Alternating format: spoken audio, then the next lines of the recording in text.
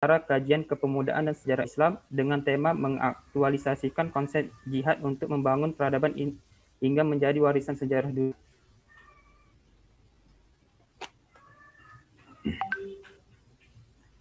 Sebelum kita masuk ke acara, izinkan saya terlebih dahulu untuk membacakan tata tertib acara. Yang pertama, peserta wajib aktivator dan pemateri. Peserta diharapkan mengaktifkan kamera untuk memudahkan dokumentasi. Peserta mematikan mikrofon ketika menyimak pemaparan untuk menghilangkan suara-suara yang mungkin masuk ke dalam sistem dan mengganggu konsentrasi yang lainnya. Peserta yang mengakses Zoom harus berpakaian sesuai dengan syariat Islam dan berperilaku sopan saat acara dilaksanakan. Peserta yang ingin bertanya dipersilakan menghidupkan mikrofon saat sesi tanya jawab. Boleh menggunakan fasilitas chat room untuk sesi tanya jawab atau perkara teknis selama acara berlangsung. Semua peserta diharapkan mengikuti kegiatan hingga selesai dan tertib.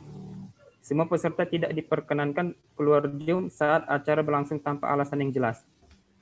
Dan terakhir, semua peserta diharapkan mengisi form presensi untuk sertifikat yang akan dibagikan ketika siap pemaparan materi.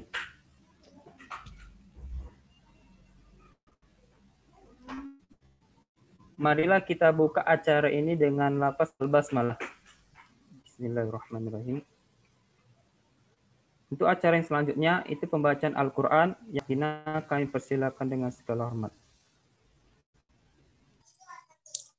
Assalamualaikum warahmatullahi wabarakatuh. Waalaikumsalam warahmatullahi wabarakatuh.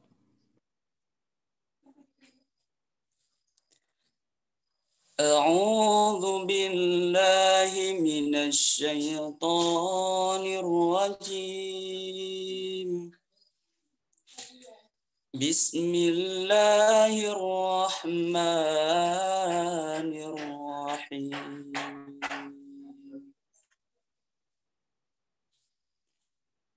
Tabarakalladzi biyadihil mulku wa huwa ala kulli syai'in qadir. Alladzi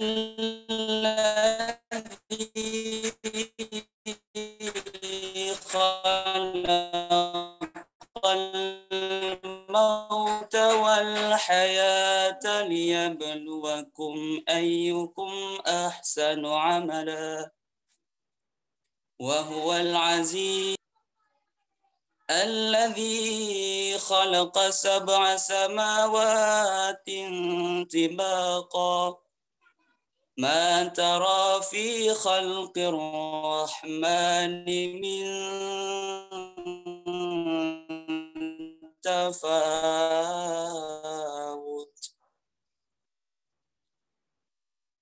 farji'il basara hal ثم ارجع البصر كرتين ينقلب إليك البصر خاسئا وهو حسير ولقد زينا السماء الدنيا بمصابيح وجعلناها رجوما للشياطين وأعتدنا لهم عذاب السعير وللذين كفروا بربهم عذاب جهنم وبئس المصير إذا ألقوا فيها سمعوا لها شهيقا وهي تفور تكاد تميز من الغيظ كلما ألقي فيها فوج سألهم كلما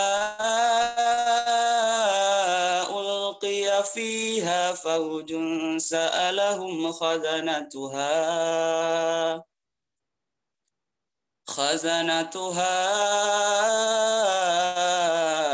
ألم يأتكم نذير صدق الله العظيم. Assalamualaikum warahmatullahi wabarakatuh. Waalaikumsalam. Waalaikumsalam warahmatullahi wabarakatuh. Syukron kepada Afina Jikrila yang telah membawakan tilawahnya pada pagi hari ini. Semoga dengan pembacaan ayat suci tersebut acara kita ini diberkahi oleh Allah dan lancar sampai akhir nanti. Beranjak ke acara yang selanjutnya, kata sambutan dari Ketua Panitia kepada Afina Surijal Uganda kami persilakan dengan segala hormat. Baik, bismillahirrahmanirrahim. Assalamualaikum warahmatullahi wabarakatuh. Alhamdulillahirabbil alamin wa bihi nasta'in ala umurid dunya waddin. Assalatu wassalamu ala asrofil anbiya'i wal mursalin wa ala alihi wa sahbihi ajmain. Rabbi sahli sadri wa yassir amri wahlul 'uqdatam min lisani yafqahu qawli amma ba'du. Hadirin dan peserta yang dirahmati Allah, pertama sekali marilah kita bersyukur kehadirat Allah Subhanahu wa taala yang senantiasa memberikan rahmat dan hidayah sehingga kita dapat bersama-sama berhadir dalam acara yang diadakan oleh LDK Al-Kautsar.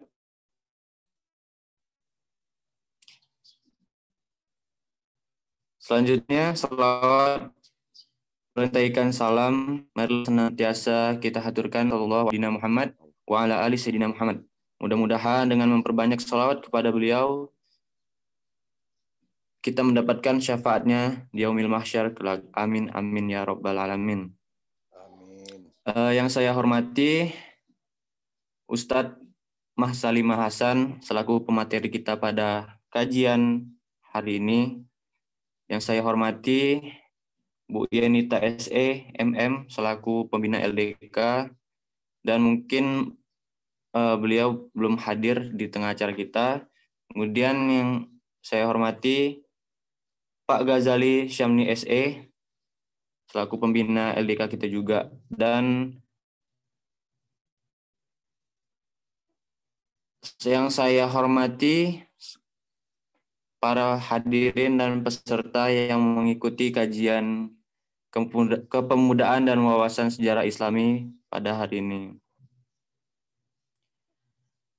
Rekan-rekan yang dirahmati Allah Subhanahu wa taala, dalam kesempatan ini pula kami mengucapkan syukron kepada para peserta yang telah hadir dalam acara yang kami selenggarakan ini. Semoga dengan terlaksana diberkahi oleh Allah Subhanahu wa taala, dan mudah-mudahan segala apa yang disampaikan di acara ini menjadi keberkahan dan ilmu buat kita semua. Amin ya rabbal alamin. Tak lupa pula kami ucapkan kepada seluruh panitia yang sudah bersusah payah mempersiapkan acara ini dari sebulan yang lalu ya. Ini merupakan acara kajian kepemudaan dan wawasan sejarah Islami yang kedua yang diadakan oleh LDK Unimal, Universitas Maliku Saleh, dan mudah-mudahan untuk kedepannya bisa menjadi kajian rutin setiap bulannya, agenda rutin yang bisa memberikan kebermanfaatan, memberikan ilmu kepada kita semua. Mungkin itu saja yang dapat saya sampaikan. Tak lupa saya mohon maaf kami selaku panitia bila ada kekurangan, kesalahan atau hal apapun yang terjadi di acara ini, baik ini sengaja maupun tidak sengaja, kami mohon maaf, dan saya selaku ketua panitia mohon maaf apabila ada kesalahan. Akhirul kalam, saya tutup dengan Assalamualaikum warahmatullahi wabarakatuh. Terima kasih kepada Afina Surjal Unggada. Selanjutnya itu kata sambutan dari Ketua LDK Al-Kausar atau yang mewakili kepada Akina Rizkon Asibuan. Kami persilakan dengan segala hormat. Baik, bismillah. Suaranya kedengaran Harido. Dengar suaranya kan? Dengar. Baik. Assalamualaikum warahmatullahi wabarakatuh. Waalaikumsalam warahmatullahi wabarakatuh. Waalaikumsalam warahmatullahi wabarakatuh. Alhamdulillahirabbil alamin wa ala alihi wa sahbihi wa sallam ajma'in. Syukur kepada Allah dengan ucapan Alhamdulillahirabbil alamin. Shalawat kepada Rasulullah dengan ucapan Allahumma sholli ala sayyidina Muhammad wa ala alihi sayyidina Muhammad, yang merupakan suri tauladan kita, yang merupakan kedua kita, yang merupakan idola kita, yang syafaatnya sangat kita harapkan terlebih-lebih di akhir kelak. Baik, yang aneh hormati Ketua Panitia acara kajian kepemudaan dan wawasan sejarah Islami. Terus yang aneh hormati pembina LDK Al-Kausar yang terus berhadir di pagi hari ini.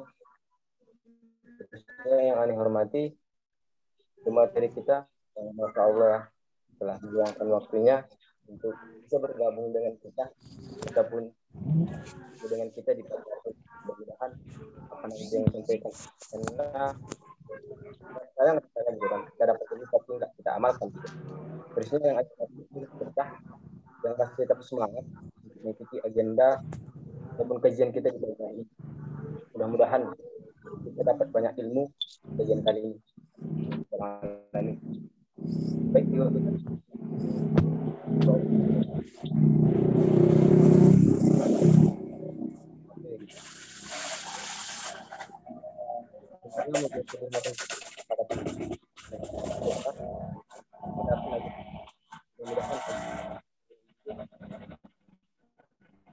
ke depan karena ini sebenarnya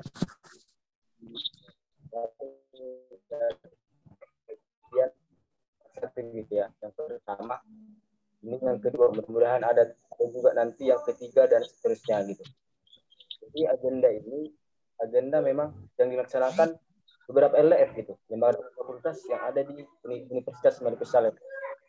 Dan ini panitianya memang dari pengurus LF gitu. Tujuannya untuk tambah wawasan kita gitu kan. Seperti yang kita ketahui bersama, kita pemuda sekarang karena kita agak susah sekarang untuk memahami tentang wawasan sejarah Islam yang khusus. Padahal itu sangat penting sebenarnya gitu kan. Makanya melalui kajian ini mudah-mudahan wawasan kita bertambah khususnya tentang sejarah Islami gitu. Dan mudah-mudahan dengan adanya kajian ini akan tercipta kembali ataupun terwujud kembali kejayaan Islam nantinya gitu. Amin amin ya rabbal alamin. Baik, ikhwafillah, mungkin itu saja yang dapat Anda sampaikan. Mudah-mudahan bermanfaat untuk kita semua. Ampun. Wassalamualaikum warahmatullahi wabarakatuh. Waalaikumsalam warahmatullahi wabarakatuh.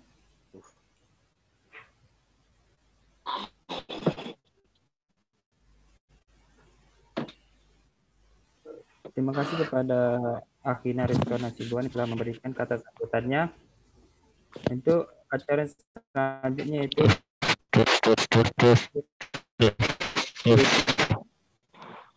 pembina LDK Al-Kausar yang akan disampaikan oleh Pak Gojali Samni SEMSD kepada Bapak Kampus.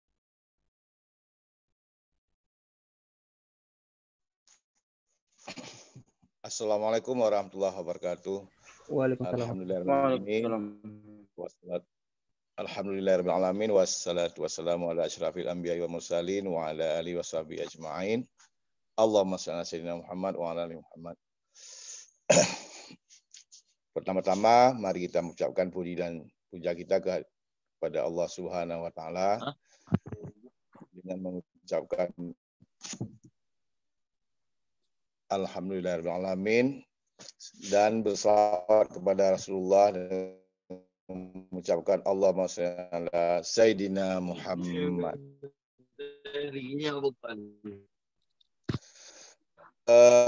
Yang saya hormati dan banggakan saja semua ketua LDK LDK Universitas Muhammad Saleh dan semua LDK yang ada di fakultas yang ada di ini tadi sampaikan kajian kepemudaan ya. Ini memang yang pertama saya ikut di tahun ini karena kita cenderung untuk daring apapun sekarang ini. Dan saya merupakan salah seorang ya yang di antara pembina-pembina yang lainnya mungkin ada pembina yang lebih senior pun dari kita. Dan yang mulia dan terhormat pembicara pada hari ini Ustadz Maksal Mina Hasan. Nah, ini masih muda, cara di gambarnya masih muda sekali. Supaya kita mungkin lebih tua saya. Oke, yang telah bersedia untuk hadir di acara daring ya, di acara daring hari ini untuk membagikan pengetahuan dan keilmuannya untuk mahasiswa LDK khususnya. Selamat datang di dunia daring, Ustaz. Ya, baik. Saya tidak dan tentu saja acara ini tidak terjadi tanpa ada panitia. Itu panitia perlu diapresiasi dan penghargaan sehingga acara dan bagi pemuda atau apa ada istilahnya itu nanti yang berjalan dengan baik ya, dengan baik. Hal inilah yang dapat kami sampaikan. Terima kasih atas kesempatannya dan saya akan mengikuti terus ini acara sampai selesai. Sekali lagi, Assalamualaikum warahmatullahi wabarakatuh. Waalaikumsalam.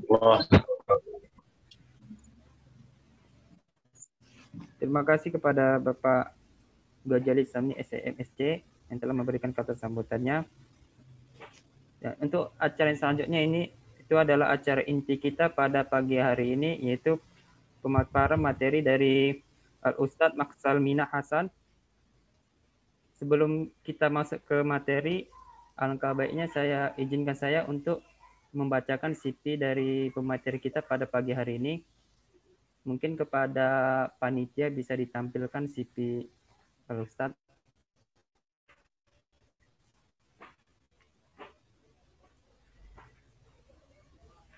Nama beliau adalah Maksal Mina Hasan, tempat tanggal lahir Lok Sukun tanggal 22 Februari 1994, alamat domisili Jalan Lok Sukun di kilometer 3, pendidikan SD, SDN 12 Lok Sukun, SMP, MTSN Lok Sukun, SMA Man Lok Sukun, pendidikan non formal Daya Mudib Mesra Samalanga, Daya Rodatul Ma'arif Coktur, Daya Malikus Salih Paton Labu.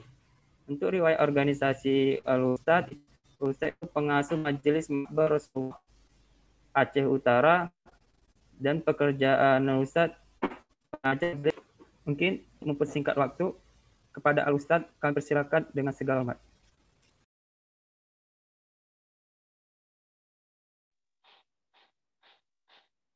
Assalamualaikum warahmatullahi wabarakatuh. Waalaikumsalam warahmatullahi wabarakatuh. Waalaikumsalam warahmatullahi wabarakatuh. Waalaikumsalam warahmatullahi wabarakatuh. Waalaikumsalam warahmatullahi wabarakatuh. Bismillah. Alhamdulillah. Wal khairu wasyarru bimasyiatillah. Allahumma shalli wa sallim wa barik wa karim wa an'im wa 'azim wa majid ala sayyidina wa habibina wa qurrati a'yunina Muhammad sallallahu alaihi wasallam wa ala alihi wa sahbihi wa man tabi'ahu ila yaumil qiyam. Amma ba'd. Pertama-tama puji syukur senantiasa kita panjatkan kehadirat Allah Subhanahu wa taala, yang mana oleh Allah hingga detik ini masih memberikan kita kesempatan, kesediaan untuk mengikuti kajian lewat online begini. Dan kenapa kok puji syukur itu nggak bisa selawat salam kita doakan, kita perbanyak. Saya jarang mengatakan selawat salam itu kita sampaikan kepada baginda Nabi. Enggak kayak gitu. Sekarang udah zamannya kita ingin mewujudkan kembali peradaban yang bakal dikenang sepanjang masa, kan gitu. Jadi selawat salam itu kita perbanyak. Selawat salam kita perbanyak kepada baginda Nabi Muhammad Shallallahu Alaihi Wasallam. Para ulama mengatakan memperbanyak selawat kepada baginda Nabi itu ada beberapa versi. Salah satunya Imam Sya'rani mengatakan bahwa memperbanyak selawat kepada Rasulullah itu 350 kali di waktu siang dan 350 kali di waktu malam. Jadi 700 kali lah. Kemudian di versi yang lain 700 kali di siang dan 700 kali di waktu malam. Kemudian juga selawat salam pada para sahabat Nabi, para tabi'in, tabi'ut tabi'in, kepada para ulama salaf maupun ulama khalaf. Yang berkah mereka semua kita dapat merasakan nikmatnya Islam, dan berkah mereka kita juga bisa merasakan keadaan yang seperti ini. Artinya kita bisa mengikuti kajian keagamaan walaupun kita berada di tempat yang berbeda. Jadi ini adalah sebuah nikmat yang Allah berikan kepada kita.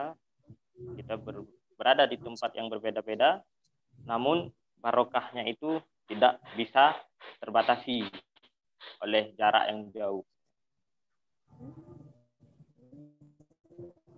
Selanjutnya, penghormatan saya, ta'ziman saya pada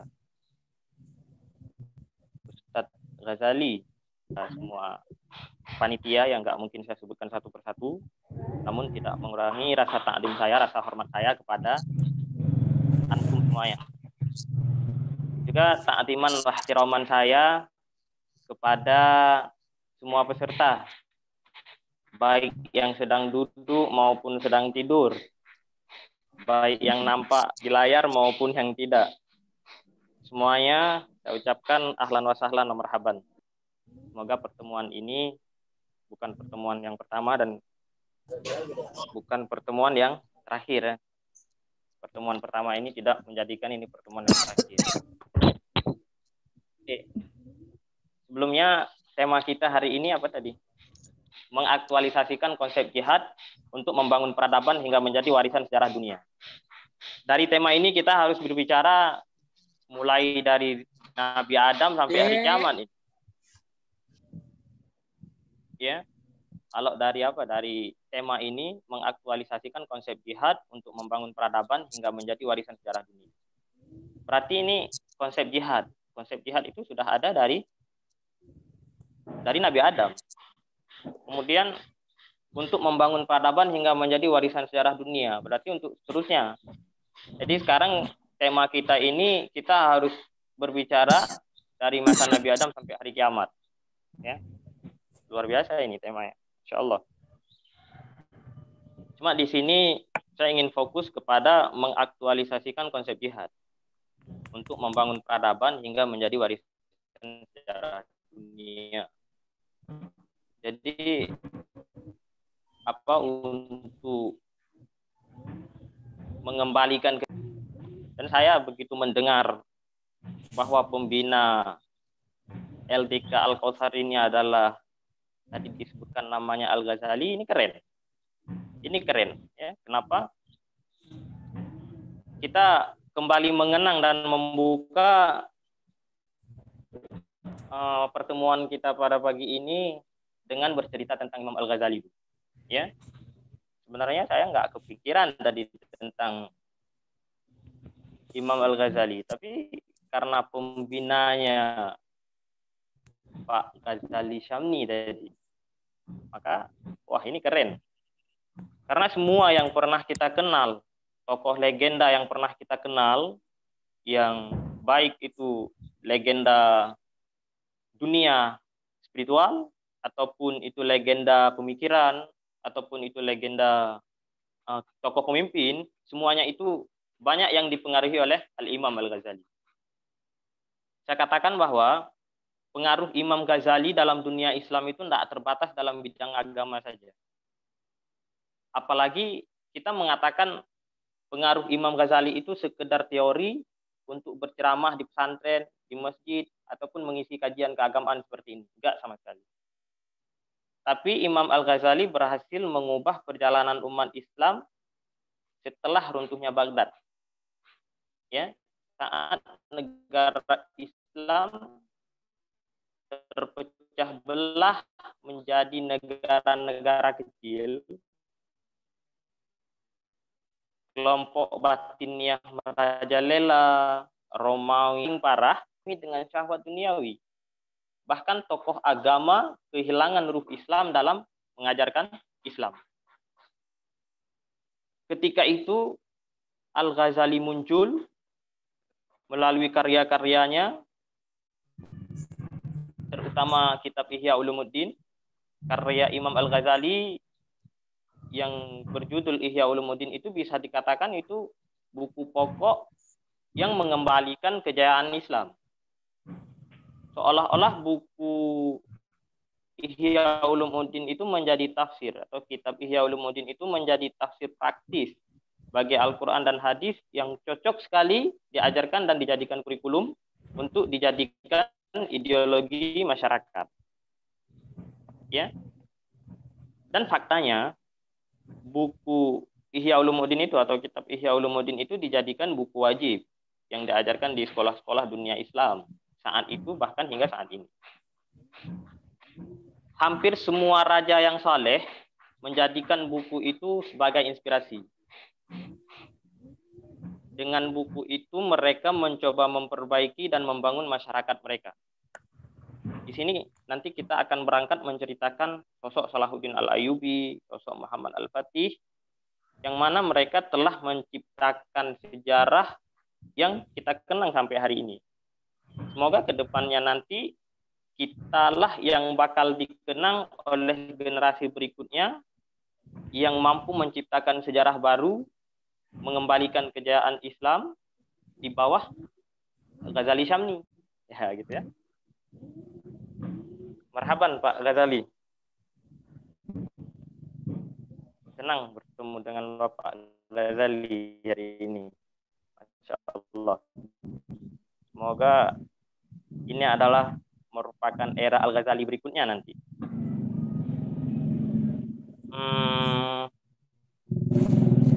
Tokoh legenda yang dipengaruhi oleh Imam Al-Ghazali itu melalui kitabnya ada Sidi Abdul Qadir Al-Jilani, ada Sidi Muhyiddin Ibnu Arabi, ada Sidi Abu Hasan Asyazili, ada Syekh Ahmad Rifai dan lain-lain. Banyak sekali. Mereka semua bisa menciptakan, berhasil menjadi madrasah-madrasah yang mempengaruhi kehidupan spiritual umat Islam setelah era Al-Ghazali. Kemudian tokoh legenda dalam pemikiran itu ada Imam Ar-Razi, ada Imam Al-Amidi, ada Imam Ibnu Asakir, ada Imam Izzuddin Abdul Salam.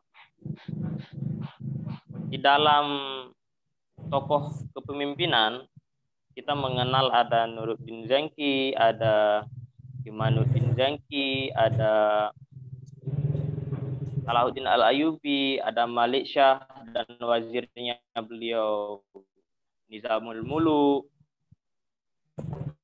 ada Muhammad Al-Fatih juga. Ya. Kita mengenal semua tokoh-tokoh itu dan semuanya itu dipengaruhi. Dan hari ini semoga kita bisa menjadi legend juga ke depannya di bawah binaan ya. Jadi saya katakan bahwa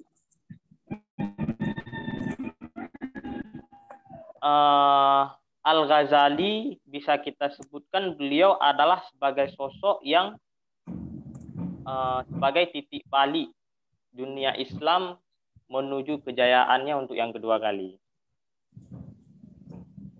Jadi begitu. Nah, sekarang kita mengaktualisasikan konsep jihad untuk membangun peradaban. Sebelum saya mengatakan jihad itu bagaimana, kita lihat dulu keadaan Salahuddin Al-Ayyubi yang kita kenal.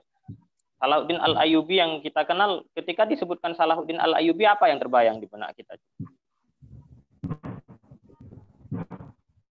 Ketika kita mendengar nama Salahuddin Al-Ayyubi, kita pasti terbayang beliau adalah sosok pahlawan yang mengenakan baju perang yang lengkap. Beliau berkuda, memakai perisai perang, berpedang, gitu kan. Jadi bayangan kita ketika mendengar nama Salahuddin Al-Ayyubi ya seperti itu. Juga ketika kita mendengar Muhammad Al-Fatih. Muhammad Al-Fatih, ketika kita mendengar beliau, kita juga bakal terbayang di benak kita itu sosok yang berperang juga. Mungkin ini dipengaruhi semenjak kecil kita sudah mulai nonton Power Rangers. Ya, ini salah satu bahaya yang kita dari kecil itu kita mengenal sesuatu tentang berkelahi dan terus berkelahi. Di sini saya ingin meluruskan, kalau memang yang sudah lurus ya keren, berarti ya dimantapkan lagi tentang pemahaman jihad. Jihad itu tidak melulu tentang perang. Ya, ini saya ulangi, jihad itu tidak melulu tentang perang. Karena kesalahan kita hari ini adalah ketika kata jihad disebutkan, maka langsung kita terbayang adalah perang. Itu kesalahan. Ya, ini penting. Ini poin penting yang harus dicatat, bahwa jihad itu bukan semata-mata perang, enggak sama sekali. Karena Salahuddin Al-Ayyubi, kenapa kok beliau bisa menaklukkan Al-Qudus, menaklukkan Palestina? Beliau itu kita tahu bahwa dengan jihadnya beliau menaklukkan Al-Qudus. Padahal ketika kita baca sejarah perang salib, ada juga yang tidak terjadi perang, berakhir dengan perdamaian. Maka kita katakan bahwa Al-Qudus itu ditaklukkan dengan perang, juga iya karena memang ada perangnya di perang salib. Tapi juga kita harus tahu bahwa di perang salib itu ada yang tidak sampai berkecamuk perang dan itu berakhir dengan perdamaian. Itu ada. Itu sifat belas kasihan yang dimiliki oleh Imam Salahuddin Al-Ayyubi yang begitu keren, sehingga dengan sifat kasih sayangnya beliau itu akhirnya antara tentara salib dan umat muslim waktu itu damai. Maka ini secara tidak langsung memang sudah terbantah bahwa jihad itu tidak semata-mata perang. Ini yang penting. Salahuddin Al-Ayyubi itu beliau dari kecil memang sudah dipengaruhi oleh ulama besar, yaitu ayahnya sendiri. Siapa namanya? Najmuddin ya, kalau saya nggak salah Najmuddin. Najmuddin itu ayahnya Salahuddin Al-Ayyubi. Kemudian Salahuddin Al-Ayyubi juga dipengaruhi oleh ulama besar yang juga seorang pemimpin di Suriah, yaitu Imaduddin Zenki dan Nuruddin Zenki. Salahuddin Al-Ayyubi dari kecil itu memang spiritualnya itu luar biasa sekali. Beliau dididik oleh para ulama, terutama membersihkan hati, sehingga beliau mempelajari kitab Ihya Ulumuddin itu lama sekali. Dan uniknya, kitab Ihya Ulumuddin sendiri itu tidak pernah membahas tentang jihad. Yang dibahas di sana hanya memperbaiki hati. Yang dibahas di sana itu cuman sifat-sifat buruk yang ada di hati yang harus kita bersihkan. Kemudian kita memoles hati kita untuk menjadi orang yang baik. Itu saja yang dibahas di dalam Ihya Ulumuddin. Tapi dari proses didikan Ihya Ulumuddin itu menghasilkan generasi yang mau berjihad untuk membebaskan kota-kota besar seperti Al-Qudus, juga Muhammad Al-Fatih juga itu dipengaruhi oleh Ihya Ulumuddin. Beliau mau berjihad itu ditanamkan pemikiran keagamaannya itu oleh gurunya yang bernama siapa? Syekh Syamsuddin. Ya. Kalau salah ini ditegur. Ya, kalau tidak salah ini ditegur. Saya kurang ingat juga. Kemudian tentang jihad ini kalau kita mau baca lebih detail, saya punya referensi yang sudah diterjemahkan. Ini ada bukunya Syekh Al-Buti, Menjadi Mujahid Sejati. Di sini membahas tentang makna jihad, konsep jihad dalam Islam, bagaimana kita memahami dan mempraktekkannya. Di sini Syekh Al-Buti mengatakan bahwa di pertama sekali pemahaman umum dan batasan definitifnya. Kalau ada yang bertanya, jihad itu kapan disyariatkan? Kapan perintah jihad itu diperintahkan oleh Allah Subhanahu wa taala kepada Nabi Muhammad? Semua kita pasti bakal berpikir bahwa perintah jihad itu setelah Nabi Muhammad ke Madinah, setelah hijrah. Ya kan, karena kita tahu bahwa di periode Mekah itu Nabi Muhammad nggak pernah melakukan perang. Ya, Nabi Muhammad tidak pernah melakukan perang. Tapi setelah beliau berangkat ke Madinah, itu ada. Perang pertama yang Nabi Muhammad lakukan itu perang apa? Ini pertanyaan. Dijawab. Perang pertama yang Nabi Muhammad lakukan itu perang apa? Kalau nanti ada yang jawab perang Badar atau perang apa, ya silakan. Yang penting kita punya referensi.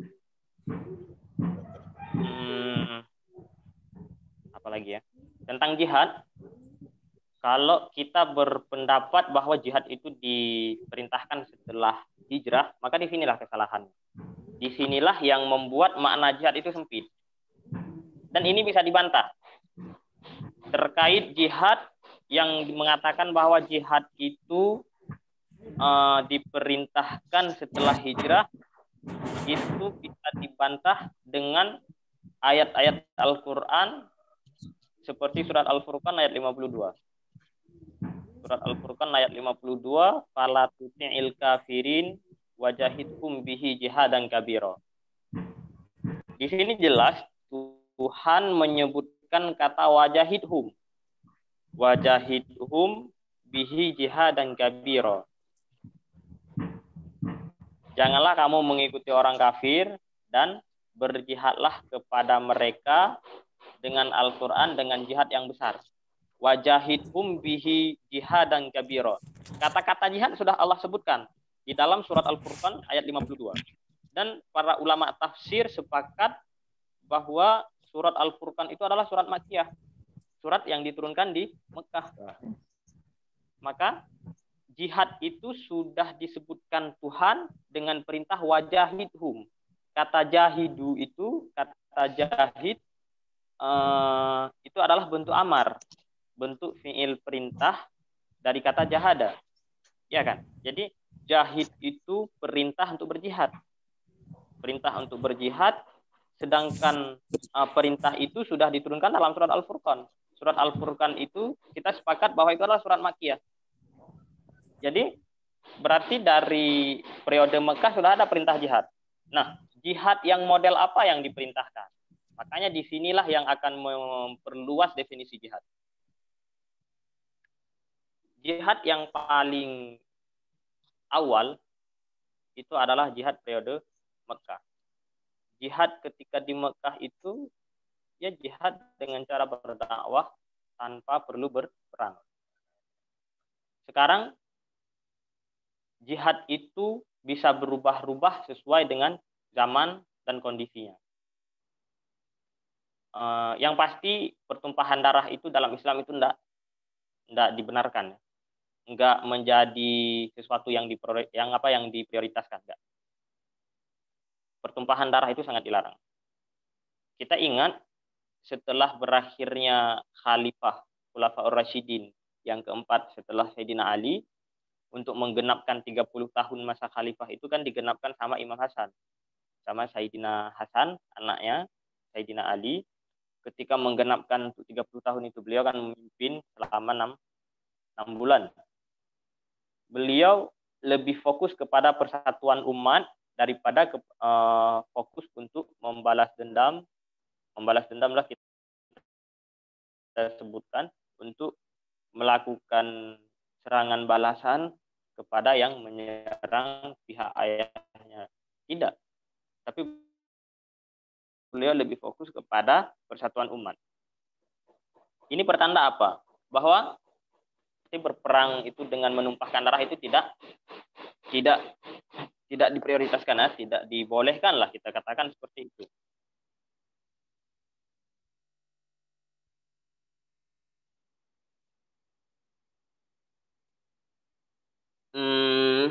Selanjutnya Salahuddin Al-Ayyubi juga pernah berpesan kepada anaknya, yaitu yang bernama Az-Zahir. Anakku, jangan kamu melakukan pertumpahan darah, karena setiap percikan darah yang terpercik itu tidak akan tidur. Itu pesan Salahuddin Al-Ayyubi. Pertanda bahwa jihad yang model berperang itu bukan solusi yang memang harus ditawarkan sejak dari awal, enggak.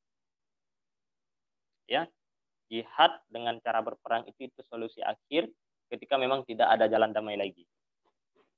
Ini penting. Makanya nanti ketika kita mendengar ada seruan jihad,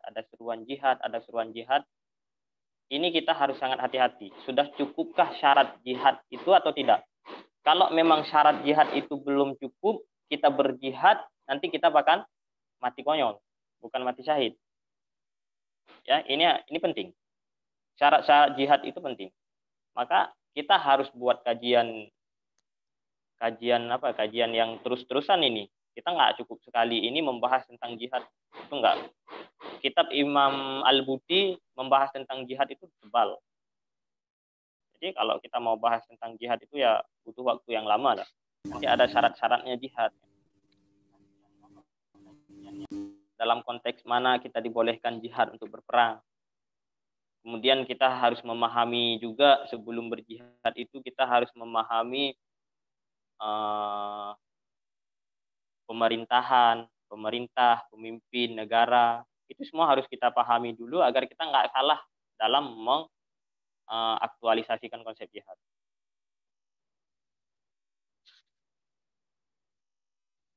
Moderator mana ini? Sampai jam berapa saya?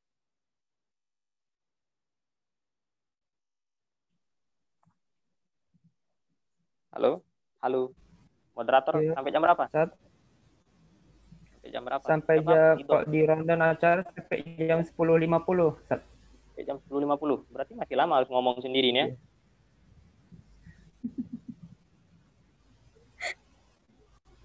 Mungkin ada pertanyaan ya, langsung saja. Oh, waktunya satu jam, Ustaz. 1 jam. Ya. Berarti ini sampai jam berapa saya ngomong sendiri? Sampai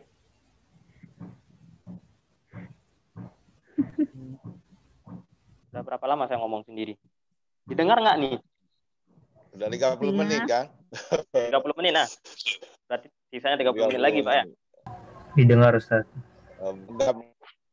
Mungkin 15 menit lagi itu diisi 15 menit 20 menit nah begitu. Oke, boleh. Saya ingin bercerita sedikit tentang di mana kita memulai jihad ya. Jadi jihad yang pertama sekali itu dimulai dari individu kita. Kita harus bentar, ya.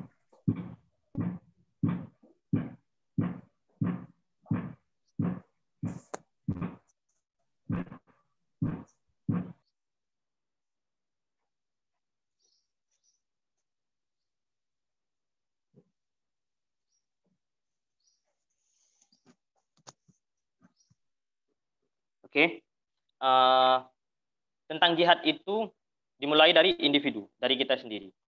Ketika kita ingin memulai jihad itu dari mana? Itu berangkatnya dari hati. Ya. Saya punya bukunya Habib Ali Jufri. Di sini beliau menulis tentang bagaimana kita terhubung dengan Allah. Karena sebelum berjihad yang model bagaimana ya? Saya katakan ketika saya sebutkan kata jihad ini jangan kepikiran itu tentang perang dulu ya. Kata jihad yang dimaksud di sini adalah jihad yang versi Syekh Al-Buti itu gimana ya? Maksudnya itu tidak semata-mata berperang, enggak.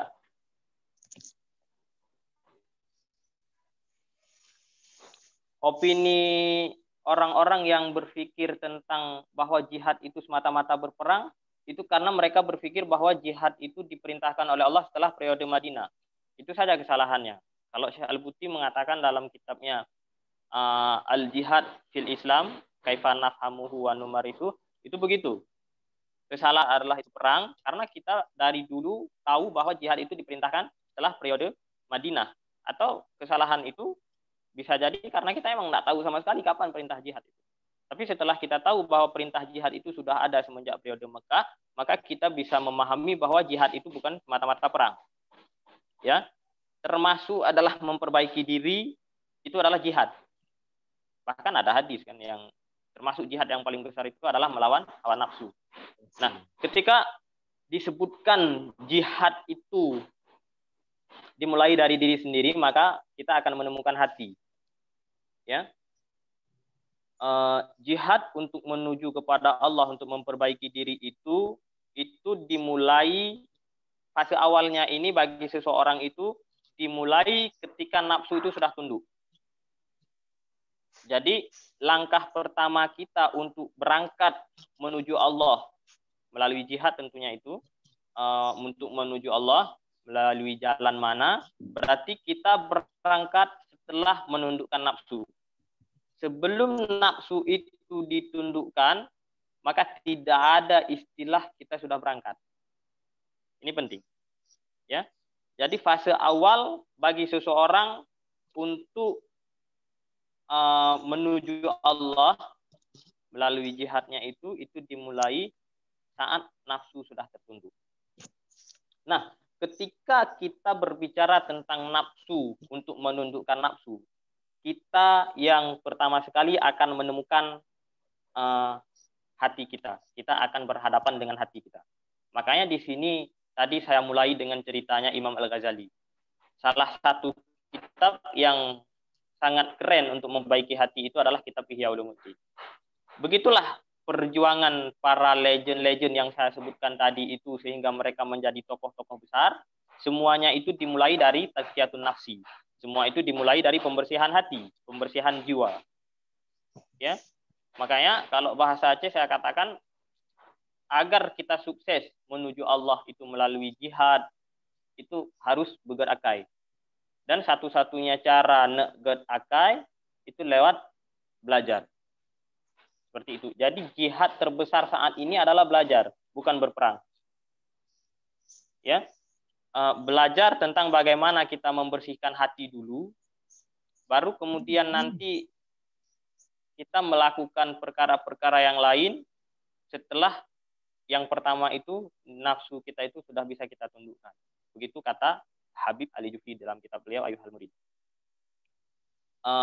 Muhammad Al-Fatih, beliau mampu menaklukkan kota Konstantinopel itu bukan langsung beliau bisa menaklukkan seperti itu, enggak. Beliau juga dipengaruhi oleh para guru-gurunya, bahkan 800 tahun sebelum itu. Jadi keberhasilannya itu di mana? Setelah hati itu mantap. Ya, setelah hati itu mantap, maka apapun yang ingin kita lakukan itu bakal sukses insyaallah.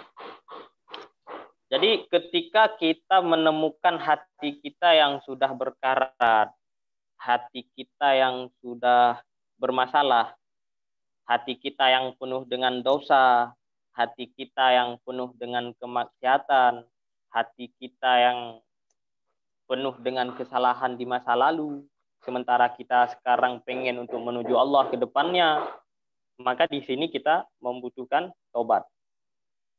Ya. Makanya nanti kita perlu ada kajian yang akan menyajikan tentang taubat. Gitu. Nah, untuk mewujudkan taubat yang betul-betul taubat, kita berarti akan berhadapan dengan hati, seperti yang saya katakan barusan.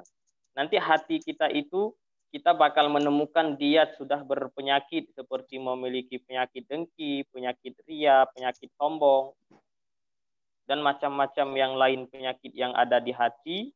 Berarti agar taubat kita itu betul-betul menjadi taubat, kita harus membersihkan hati dulu. Makanya sebelum membahas tentang taubat, kita juga harus terlebih dahulu membersihkan hati. Ya. Sebelum kita membahas tentang taubat, kita harus terlebih dahulu membersihkan hati. Untuk membersihkan hati, kita bakal berhadapan dengan mata, dengan lidah, dengan telinga, yang mereka ini mata kita sudah terlalu banyak sekali melihat hal-hal kotor yang juga bakal mempengaruhi hati. Telinga kita sudah mendengar banyak sekali hal-hal yang jelek, yang itu juga bisa mengotori hati. Lisan kita juga sudah mengucapkan kalimat-kalimat yang jelek, yang kotor, yang tidak baik, yang itu juga mempengaruhi kepada kotornya hati jika tidak segera dikontrol. Makanya sebelum berbicara tentang membersihkan hati, kita juga perlu ada kajian untuk mengontrol telinga, mata, dan lidah. Dan lidah, mata, dan telinga ini itu bisa dikontrol melalui ibadah. Melalui istiqomahnya di dalam ibadah. Makanya di sini nanti sebelum kita berbicara tentang jihad lebih jauh ke depannya, sekali lagi saya katakan kita harus terlebih dahulu menundukkan nafsu. Cara menundukkan nafsu harus kita itu mesti punya guru yang mampu mendidik kita.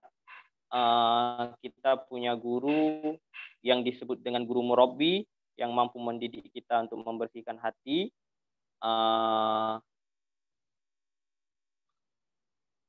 Ya seperti itu.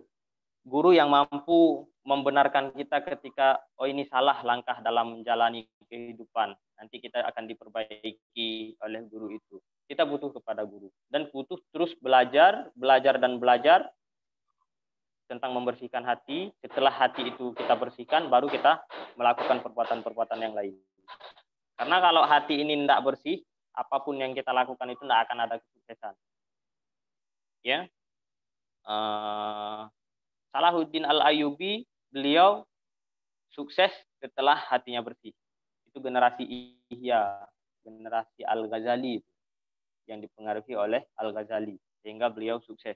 Beliau sangat buku favorit beliau itu ya buku Ihya Ulumuddin. Begitu juga dengan Muhammad Al-Fatih. Lama sekali mereka membaca buku Ihya Ulumuddin. Bukan sekedar teori, tapi buku Ihya Ulumuddin itu beliau baca, kitab Ihya Ulumuddin itu beliau baca dan menjadi praktek, dipraktekkan bersama gurunya. Ya, jadi sekarang kita di sini punya Pak Ghazali juga. Coba bersama Pak Ghazali ini kita mempraktekkan seperti Salahuddin Al-Ayyubi mempraktekkan tentang teori yang ada dalam kitab Imam Al-Ghazali itu melalui gurunya, yaitu ayahnya sendiri, seperti siapa? Syekh Najmuddin. Ya. Kemudian seperti Muhammad Al-Fatih mempraktekkan isi daripada kitab Imam Al-Ghazali bersama gurunya Syekh Ak Syamsuddin. Syekh Ak Syamsuddin itulah yang mempengaruhi Muhammad Al-Fatih. Kemudian kalau kita katakan tadi jihad itu berperang ini, bahwa jihad itu semata-mata berperang misalnya, maka kesuksesan Salahuddin Al-Ayyubi, itu kita bisa melihat tidak semata-mata dengan melakukan perang sehingga membebaskan Al-Qudus. Tidak, bukan itu. Bahkan beliau berdakwah dengan jihad yang konteks makna jihadnya itu besar, luas. Memperbaiki umat dulu. Memperbaiki umat, setelah beliau memperbaiki diri sendiri, mulai memperbaiki hati, kemudian memperbaiki orang lain satu persatu, sehingga banyak sekali masyarakat yang beliau pengaruhi, yang beliau tanamkan praktek melalui isi teori daripada kitab Ihya Ulumuddin. Dari situlah berangkat sehingga beliau mampu menciptakan kejayaan Islam berikutnya yang kita kenang sampai hari ini. Begitu. Jadi semuanya ini ya dimulai dari hati. Ini penting ya. Jadi hati itu harus dibersihkan dulu, baru setelah itu kita berjihad untuk sampai nanti berperang. Berperang itu ya itu masih masuk dalam konteks jihad, tapi itu ya solusi terakhir. Asalnya kalau sekarang ini kita nggak berbicara tentang jihad perang dulu. Jihad tentang berperang itu tidak perlu dibahas sekarang, karena ini memang bukan konteksnya untuk berbicara tentang perang. Jihad sekarang adalah jihad memperbaiki hati. Terus perbaiki hati, jangan lagi hati kita ini dipenuhi oleh sesuatu yang nggak layak berada di hati. Ya, banyak sekali buku-buku tasawuf yang bisa kita baca. Saya suka sekali buku-buku Imam Al-Ghazali untuk bisa kita baca untuk memperbaiki hati. Imam Al-Ghazali memperkenalkan kepada kita cara beramal melalui ilmu, juga mencari ilmu itu untuk diamalkan. Ya, jadi untuk pemuda sekarang saya nasihatkan bahwa isikan hati kita itu dengan perkara-perkara positif seperti zikir yang bisa menghidupkan hati kan, seperti selawat, istighfar, seperti itu. Jadi jangan kita isikan hati kita ini dengan perkara-perkara yang nggak layak, kita isikan dengan cinta yang nggak ada jelasnya, jangan. Ya, kalau mungkin dulu kita pernah menyebutkan titip rinduku kepadamu sayang melalui angin malam. Udah sekarang nggak usah kayak gitu lagi. Sekarang kita coba ala Sofyan Suri. Ya, Imam Sofyan As-Suri pernah bercerita, dan ini dikutip oleh Imam Al-Ghazali di dalam kitab beliau Ayyuhal Walad. Kutitipkan zikir dan istighfarku kepadamu wahai Tuhanku melalui angin malam. Nah, sekarang seperti itu. Jadi pemuda yang keren itu menggantikan hatinya itu dengan gimana? Kalau sekarang mungkin kita menghidupkan hati kita melalui cinta kepada seseorang yang nggak ada jelasnya itu. Sekarang coba gantikan. Pemuda yang keren itu adalah pemuda yang mampu menghidupkan hatinya melalui zikir dan istighfar yang dititipkannya melalui angin malam kepada Tuhan. Jadi seperti itu. Titipkan rindu kita kepada Tuhan. Berdamailah sama Tuhan. Berdamailah sama Nabi. Kita udah cukup diporak-porandakan dengan pemikiran-pemikiran yang aneh. Kita sudah cukup diserang dengan opini-opini yang tidak baik. Jadi ke depannya coba kita berdamai sama Tuhan. Kita coba berdamai sama baginda Nabi. Ya Allah, saya udah lelah dengan politik yang nggak jelasnya. Ya Allah, saya udah capek dengan maksiat-maksiat. Sekarang ingin berdamai. Ingin memperbaiki hati, terus perbaiki hati untuk menciptakan diri yang keren, kemudian kita pengaruhi satu persatu orang-orang yang punya hati yang bersih, kita berikan mereka bacaan-bacaan untuk memperbaiki hati, kita berikan mereka pemahaman-pemahaman, dan kita praktekkan bersama-sama tentang bagaimana kita membersihkan hati. Dengan semakin banyak orang yang hatinya bersih, nanti akan semakin banyak pula orang-orang yang pikirannya jernih. Melalui inilah jihad kita dimulai untuk memperbaiki keadaan umat Islam. Seperti itu. Udah berapa menit lagi nih? Masih tambahan terus ya? Kita 30 menit lagi. Kurang lebih 30 menit lagi, Ustaz. 30 menit lagi ya. Masih lama sekali ngomong sendiri. Atau buka diskusi dulu, jangan apa. Ya, Biar itulah. aktif. Boleh juga Ustaz kalau mau Yang buka tidur. diskusi. Dia harus timbal balik dia. Harus ada, karena nggak bertanya langsung, mungkin dibuka beberapa pertanyaan dulu. Berarti Ustaz buka diskusi dulu Ustaz, baru sambung lagi. Boleh, boleh. Ya. Biar nggak kaku ya. Biar nggak monoton. Saya sendiri ngomong dari tadi. Baik, pada seluruh peserta apabila ada pertanyaan mungkin bisa disampaikan, mungkin bisa on mic atau bisa disampaikan di kolom chat.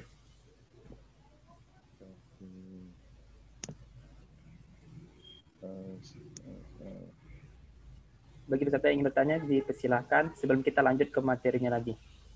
Oke, saya ingin diskusi ya, mau bertanya sama Pak Ustadz ini. Memang tadi kita menemukan ya atau membuat sebuah kesimpulan awal kalau bisa dikatakan ya, yang sebelumnya mungkin kita tidak begitu paham ya. Yang pertama tadi sampaikan sangat menarik bahwa kalau bicara jihad itu jangan dibawa ke istilah perang, sangat benar sekali.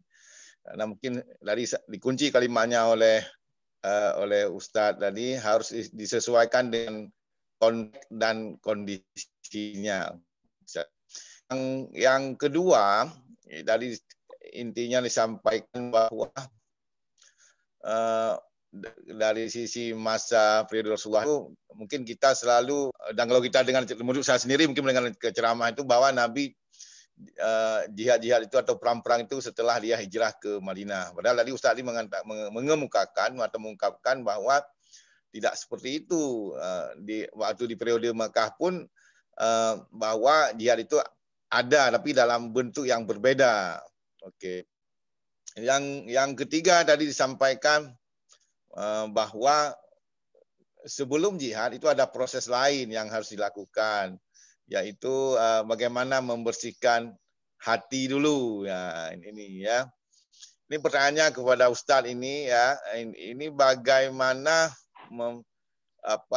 membuat sebuah konsep bagi mahasiswa atau LDK ini supaya dia jihad bagi mereka itu bagaimana sebenarnya yang baik itu bagi masuk saya sendiri, mungkin bagaimana proses mungkin saya sebagai dosen kadang ada jengkel juga sama mahasiswa membersihkan hati sebetulnya. Maaf, saya dosen di manajemen Pak Ustaz, ekonomi ya. Demikian Pak Ustaz. Oke, keren sekali Pak ini Pak Ghazali ya. Tadi tentang konsep untuk jihad yang baik untuk mahasiswa itu bagaimana? Kalau menurut saya konsep jihad yang baik itu kita harus memperbanyak dulu kajian-kajian tasawufnya. Kajian-kajian tasawufnya itu harus diperbanyak. Objek pertama yang dalam dakwah Islam ya. Karena Syekh Al-Buti juga membedakan antara gerakan Islam dengan dakwah Islamiyah ya. Jadi misalnya seperti yang kita lakukan ini. Ini ada LDK, saya sendiri mimpin majelis MMR, ada juga kita dengar Tasafi, ada juga kita dengar RTA, ada juga kita dengar Akia. Semua itu adalah gerakan Islamiyah, itu gerakan Harakatul Islam ya. Di dalamnya itu setiap gerakan-gerakan itu mengajak kemana? Apakah mengajak kepada dirinya atau kepada organisasinya atau mengajak kepada Allah? Jadi di dalam itulah nanti akan ada istilah dakwah Islamiyah. Makanya konsep kita tidak penting di gerakan Islamnya, tapi yang penting itu adalah di dakwah Islamiyahnya.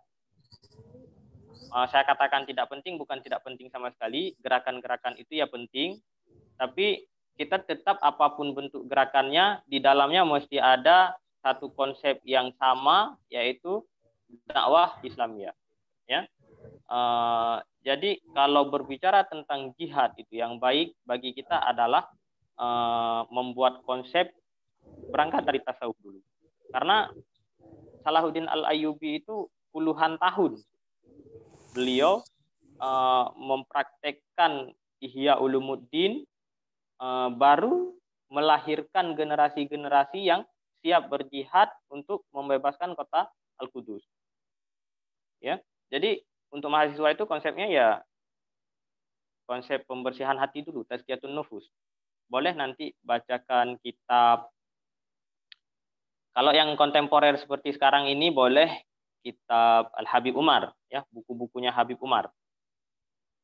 Buku Habib Umar ada seri tasawufnya itu. Kalau kitab Arabnya judulnya Qabas Nurul Mubin min Ihya Ulumuddin. Itu tetap dari Ihya Ulumuddin tapi sudah diringkas. Ya. Itu dari Ihya Ulumuddin yang sudah diringkas, judulnya Qabas Nurul Mubin min Ihya Ulumuddin. Itu boleh dicatat. Jadi itu kajian tasawuf yang memperbaiki hati. Di situ Al-Habib Umar di dalam kitab Qabas Nurul Mubin itu lebih fokus kepada perkara-perkara yang muhlikat. Artinya perkara-perkara yang menghancurkan hati. Karena kitab Ihya Ulumuddin sendiri kan terbagi kepada 4 bab lah kalau kita katakan. 4 bagian. 4 bab boleh ya, tapi nanti setiap satu furuknya itu ada 10 bab lagi dia. Jadi ada 4 bahagian.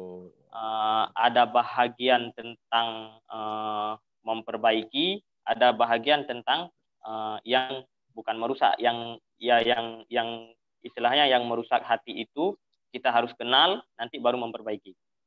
Ya, jadi penting sekali bagi kita sebelum memperbaiki itu mengenal dulu yang bisa merusak. Seperti yang saya katakan tadi itu, untuk jihad itu dimulai yaitu setelah kita menundukkan nafsu. Ada versi bahasa Indonesia itu, Ustaz. Kalau kitab Habib Umar itu ada. Itu sudah dicetak ya. Mungkin nanti Ustaz chat judulnya di sini ya. Saya nggak tahu. Oh ya, boleh. Mau di chat aja nanti. Oke, Ustaz. Ya baik ya. Ada 11 buku itu, Pak. Ada 11 buku karena 11 bab kan. 11 bab, satu babnya dijadikan buku kecil tipis-tipis. Kalau satu paketnya itu dulu saya beli sekitar 200 ribuan gitu. 250 lah. Jadi itu keren. Buku itu kita baca, kita pahami dan kita praktekkan, itu keren. Kemudian untuk memperbaiki tentang hati, saya rekomkan buku-buku karangan Imam Al-Haddad.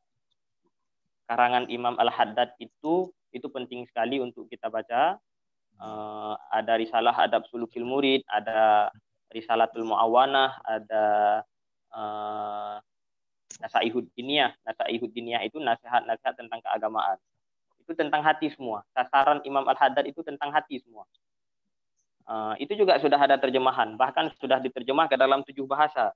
Bukan cuma bahasa Indonesia. Saya punya versi Arab dan versi Indonesianya. Lengkap.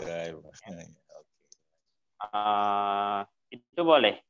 Jadi bacaan-bacaan itu untuk memperbaiki hati. Adapun bacaan yang tentang tazkiyatun nafsi, tentang pembersihan hati, seperti karangan Said Hawa. Said Hawa itu salah seorang ulama di Suriah. Tapi karangan beliau yang tentang memperbaiki hati itu, dan ada beberapa karangan yang lain itu dilarang di Suriah. Saya nggak tahu penyebabnya kenapa. Ada teman yang dari Suriah mengatakan bahwa karya-karyanya beliau itu dilarang. Sehingga ya kita harus bisa memilih juga buku-buku mana yang memang layak untuk dibaca dan buku-buku mana yang memang mungkin itu harus dibaca bersama guru ya. Jadi penting sekali juga untuk membaca sebuah kitab dan sebuah buku itu ditemani oleh guru. Jadi gitu. Oke. Adapun satu lagi nih tambahan bonus, untuk orang yang nggak punya guru, belum punya mungkin ya. Untuk orang yang belum punya guru, satu-satunya cara yang bisa dilakukan agar bisa menjaga hati itu tidak terjerumus kepada kesalahan adalah dengan memperbanyak selawat. Memperbanyak selawat kepada baginda Nabi itu bisa menjadi guru pengganti bagi hati seseorang yang tidak punya guru di akhir zaman seperti ini. Kalau kita punya orang tua, berarti berbakti kepada orang tua, kemudian tanamkan niat untuk memperbaiki diri dan memperbanyak selawat kepada baginda Nabi, insya Allah kita akan selamat di zaman akhir yang seperti ini. Ini bagi orang yang nggak punya guru murabbi. Terus perbanyak selawat. Ya minimal 1000 lah sekali. Sehari itu 1000 kali. Ya, minimal sekali. Tapi kalau orang yang udah punya guru, 10 kali aja atau 100 kali aja dalam sehari itu sudah cukup. Karena orang yang punya guru berselawat itu 100 kali, sama kita yang nggak punya guru yang mendidik kita berselawat 10.000 kali, itu masih lebih keren orang yang punya guru.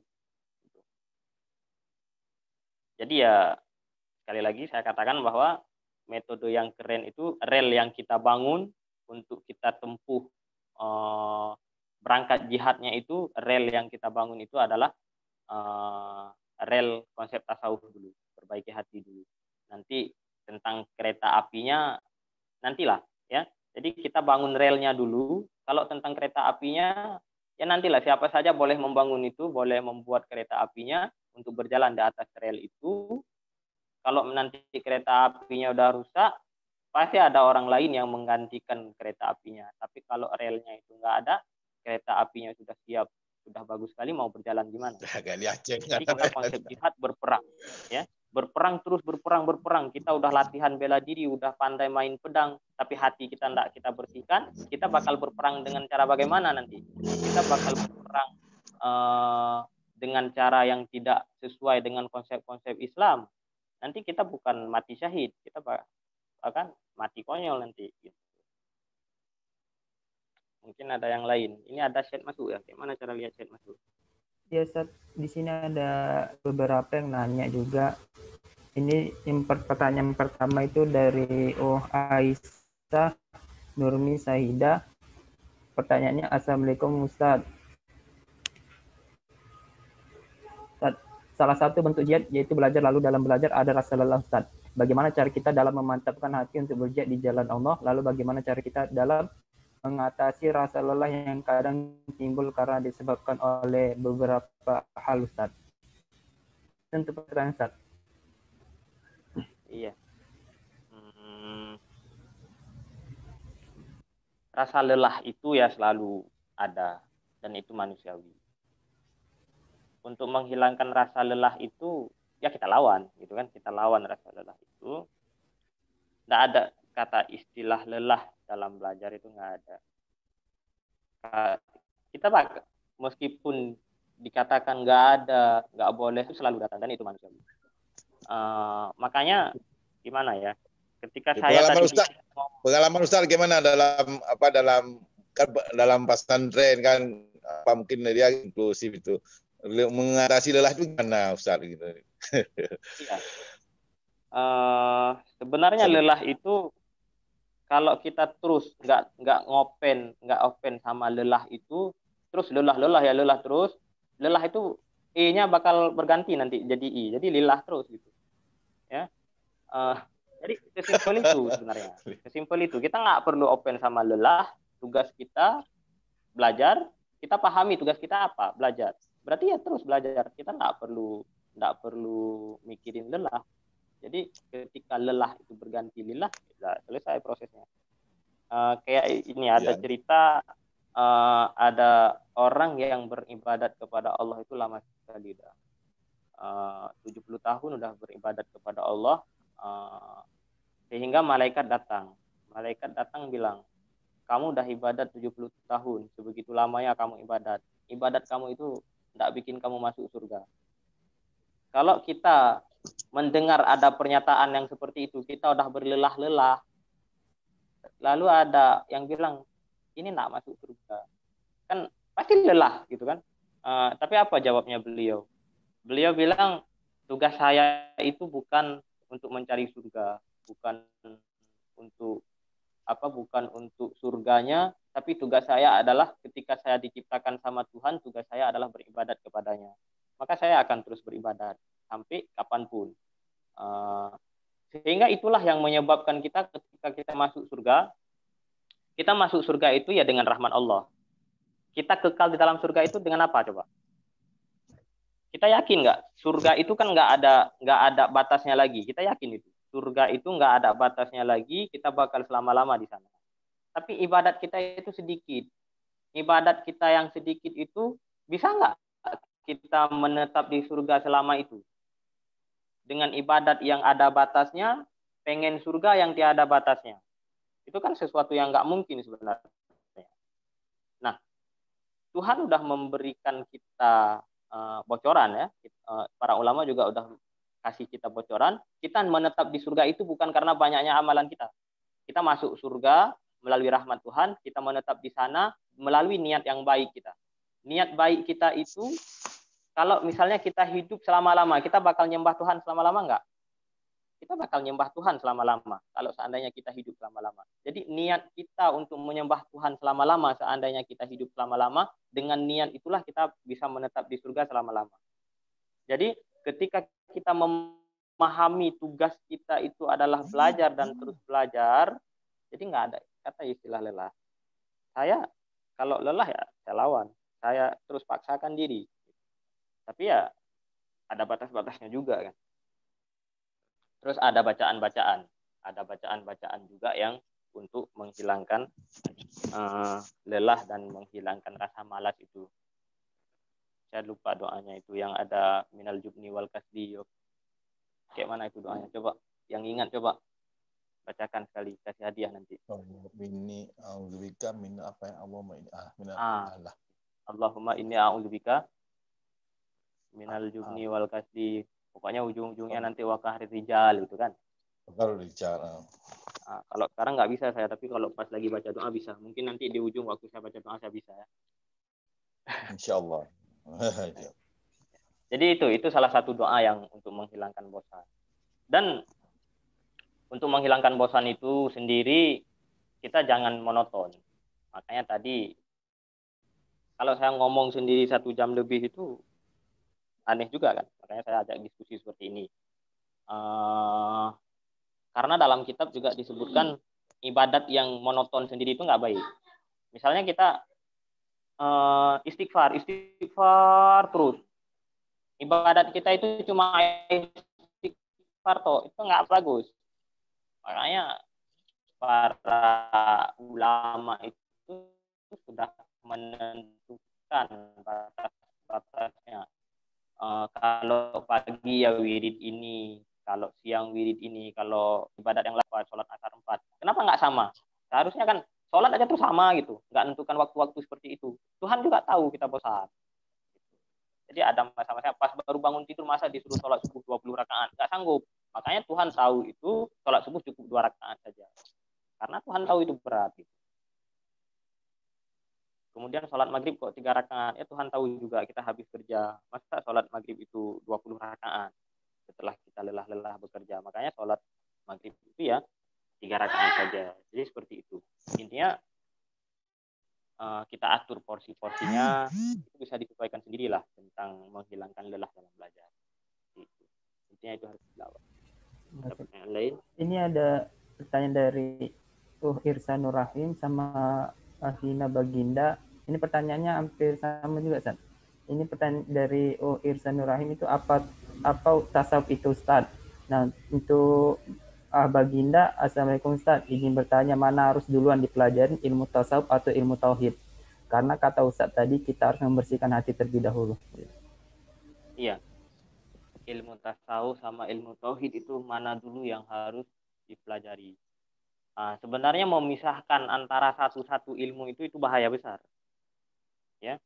Memisahkan antara satu ilmu, misalnya fikih dulu, baru kemudian tasawuf dulu, baru tauhid dulu. Itu kesalahan. Sekarang kita menemukan Islam yang seakan-akan, bukan menemukan Islam ya, menemukan orang muslim yang seakan-akan tanpa roh Islam di dalam dirinya itu, ya sebabnya itu. Karena kita terpisah-pisah oleh ilmu yang seharusnya ilmu itu menjadi satu kesatuan yang utuh. Kalau ditanya mana dulu ilmu tasawuf dengan tauhid, nggak ada yang dulu. Fikih, tauhid, tasawuf itu serentak. Itu dimulainya serentak. Karena gini, untuk memahami manusia itu kita kenali dulu kepalanya, atau kita kenali dulu tangannya, atau kita kenali dulu kakinya. Untuk mengetahui manusia secara utuh, kita harus kenal semuanya serentak.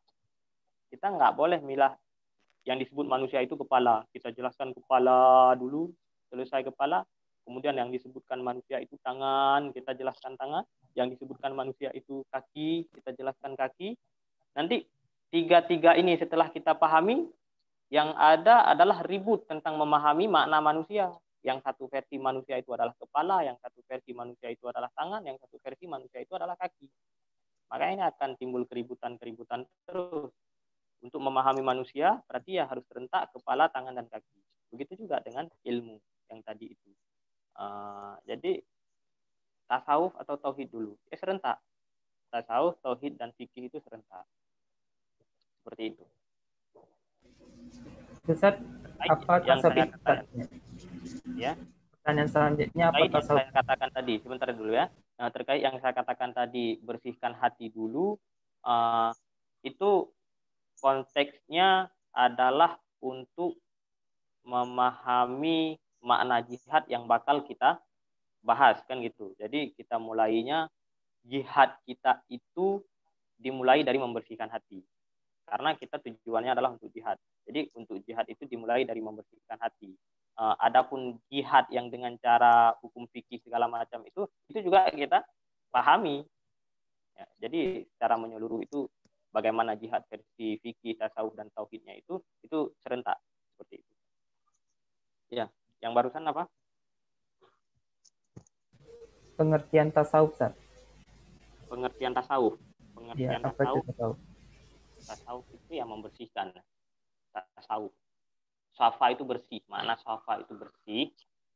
Tasawuf itu ya tentang membersihkan. Tentang membersihkan hati ya. Biasanya tasawuf itu tentang membersihkan, nggak mesti hati. Apakah itu hati, apakah itu harta, apakah itu pokoknya sesuatu yang membahas tentang membersihkan secara batin. Membersihkan harta secara batin. Harta itu gimana? Jangan harta haram gitu. Itu dibahasnya dalam tasawuf. Jadi tasawuf itu adalah ilmu yang membahas tentang pembersihan, apa itu bersih, suci. Jadi tasawuf seperti itu.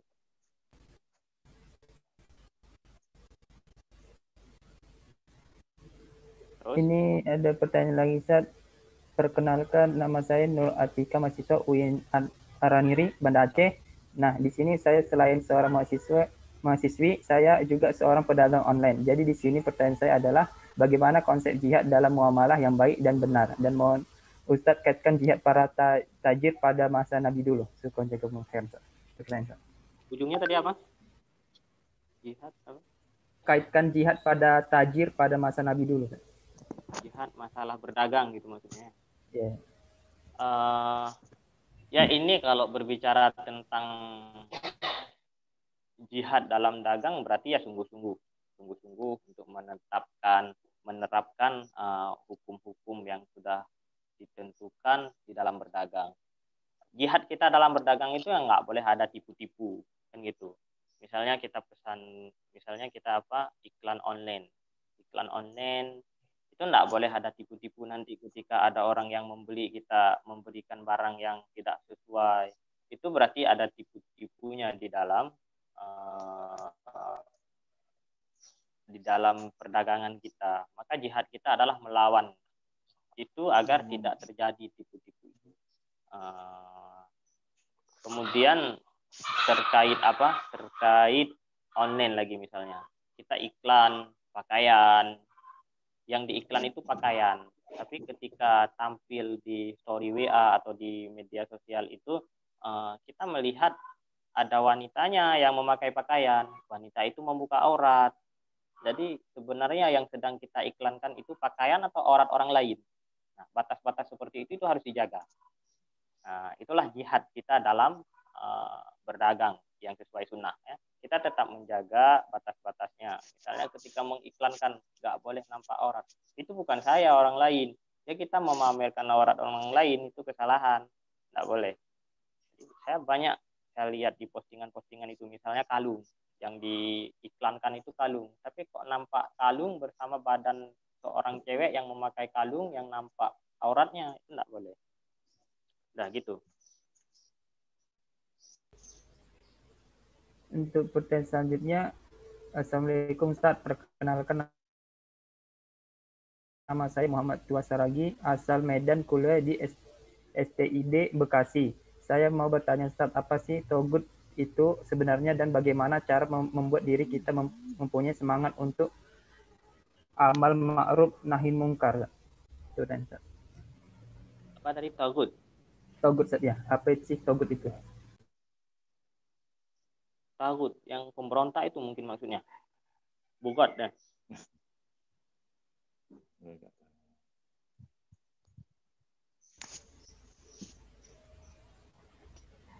mungkin kepada penanya mungkin bisa diperjelas.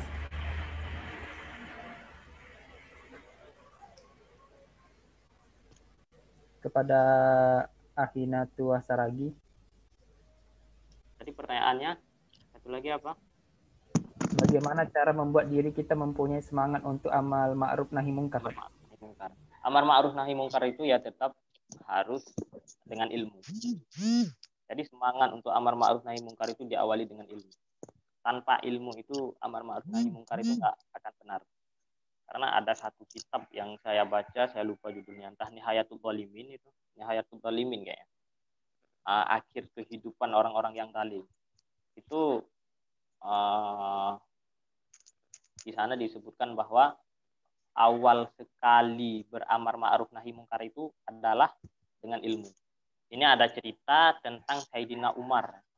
Sayyidina Umar yang menetapkan amar ma'ruf nahi mungkar ketika itu, beliau pernah menggrebek satu orang anak muda yang memasukkan perempuan ke dalam rumahnya dan ia dituduh sebagai seorang pezina gitu kan. Jadi Sayyidina Umar masuk ke rumah orang itu menuduhnya berzina. Jadi ini bukan ceritanya nanti kita katakan Sayyidina Umar tidak berilmu, bukan seperti itu. Tapi ini adalah sebagai bentuk pelajaran dari kita yang ingin kita ambil dari sejarah ini. Ketika pihak Sayyidina Umar itu masuk ke rumah orang itu, dan pihak orang yang di dalam rumah menjawab bahwa Anda menuduh saya berzina. Saya mempunyai satu kesalahan, yaitu berzina. Tapi saya tutup ini. Tidak saya pamerkan. Jadi ketika ingin bertobat ya kan langsung dengan Allah, istilahnya gitu. Tapi Anda masuk ke rumah saya tanpa salam, itu kesalahan yang pertama. Kemudian yang kedua, Anda menuduh saya. Kemudian kesalahannya lagi apa ya? Saya lupa. Pokoknya anak muda itu menyebutkan kesalahan. Apakah boleh kita masuk rumah orang tanpa salam? Apa kita boleh memata-matai orang lain? Nah gitu. Jasus, berarti kita jasus. Satu lagi jasus. Memata-matai. Menuduh orang lain berzina. Dibolehkan nggak? Nggak boleh. Kemudian masuk rumah orang lain tanpa salam boleh nggak? Nggak boleh. Kemudian memata-matai orang lain, asik melihat orang lain salah. Itu boleh nggak? Nggak boleh. Jadi dari cerita ini kita bisa menangkap bahwa beramar ma'ruf nahi mungkar itu tetap semangat, tapi amar ma'ruf nahi mungkar itu ya dengan ilmu. Jangan sampai kita beramar ma'ruf nahi mungkar, tapi kita malah salah. Kan seperti itu. Akhirnya anak muda itu bilang, saya cuma punya satu kesalahan, sedangkan Anda punya 3 kesalahan. Gitu. Ada cerita yang satu lagi, cerita ini cerita Gus Dur. Ketika ada orang yang bertanya tentang banyak sekali kemaksiatan yang ditemukan, orang itu curhat kepada Gus Dur. Gus Dur menjawab bahwa saya heran kepada Anda kok menemukan kejahatan dan maksiat sebanyak itu. Saya udah keliling ke Amerika, ke dunia-dunia yang lain, saya nggak pernah melihat kejahatan. Saya nggak pernah menemukan maksiat-maksiat. Karena saya fokus di ibadat, gitu katanya beliau. Saya fokus di ibadat sehingga saya nggak melihat kejahatan-kejahatan, sehingga saya nggak melihat keburukan-keburukan orang lain. Jadi intinya adalah dengan ilmu. Kita nggak perlu sibuk mencari mungkar yang dilakukan oleh orang lain. Kita ma'ruf saja, gitu ya. Berma'ruf saja untuk memperbaiki terus. Sedangkan kemungkaran yang perlu ditegah itu kan kemungkaran yang terang-terangan. Ketika orang melakukan kesalahan, melakukan kemungkaran itu terang-terangan, dipamer-pamerkan, itu yang baru kita tegah. Adapun, nah ini tentang ilmu beramar ma'ruf nahi mungkar. Intinya adalah sekali lagi saya katakan, cara beramar ma'ruf nahi mungkar itu tetap dengan ilmu. Ada batasan-batasannya beramar ma'ruf nahi mungkar. Enggak begitu melihat orang lain melakukan kesalahan langsung kita tegur, enggak.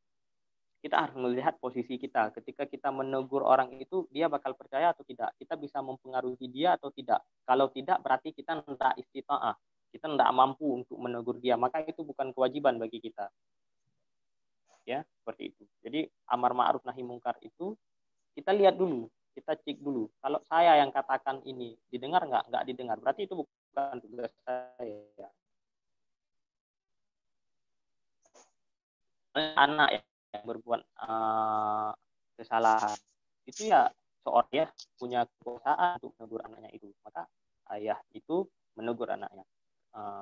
Kalau misalnya suami melakukan kesalahan, istri ini punya hak untuk menegur suaminya. Tapi ketika ditegur sama si istri malah ada efek buruk kepadanya, ditinggalkan dia, ditalak dia, diceraikan dia, maka si istri ini tidak ada kewajiban untuk menegur suaminya. Jika memang diyakini dia akan ditinggalkan, berarti nanti istilah agamanya, istilah kitabnya itu si istri ini tidak ada istita'ah untuk beramar ma'ruf nahi mungkar, gitu.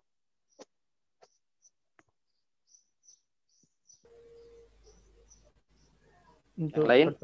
pertanyaan selanjutnya, Ustaz. Assalamualaikum warahmatullahi wabarakatuh. Izin bertanya, Ustaz. Tema hari ini sangat menarik, yaitu mengenai aktualisasi konsep jihad untuk membangun peradaban. Di Indonesia, kita sama-sama mengenal dengan Ormas ATI.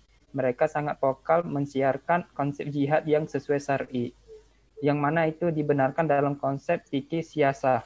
Namun dikarenakan berpolitik di rejim ini sangat takut dengan konsep Islam, maka dibekukanlah organisasi ini. Pertanyaannya, bagaimana pandangan Ustadz konsep jihad yang telah diterapkan oleh teman kita di Ormas ET ini? Apakah terlalu ekstrim untuk saat ini atau kita cukup hanya mengaktualisasikan konsep jihad untuk perbaikan diri sendiri saja?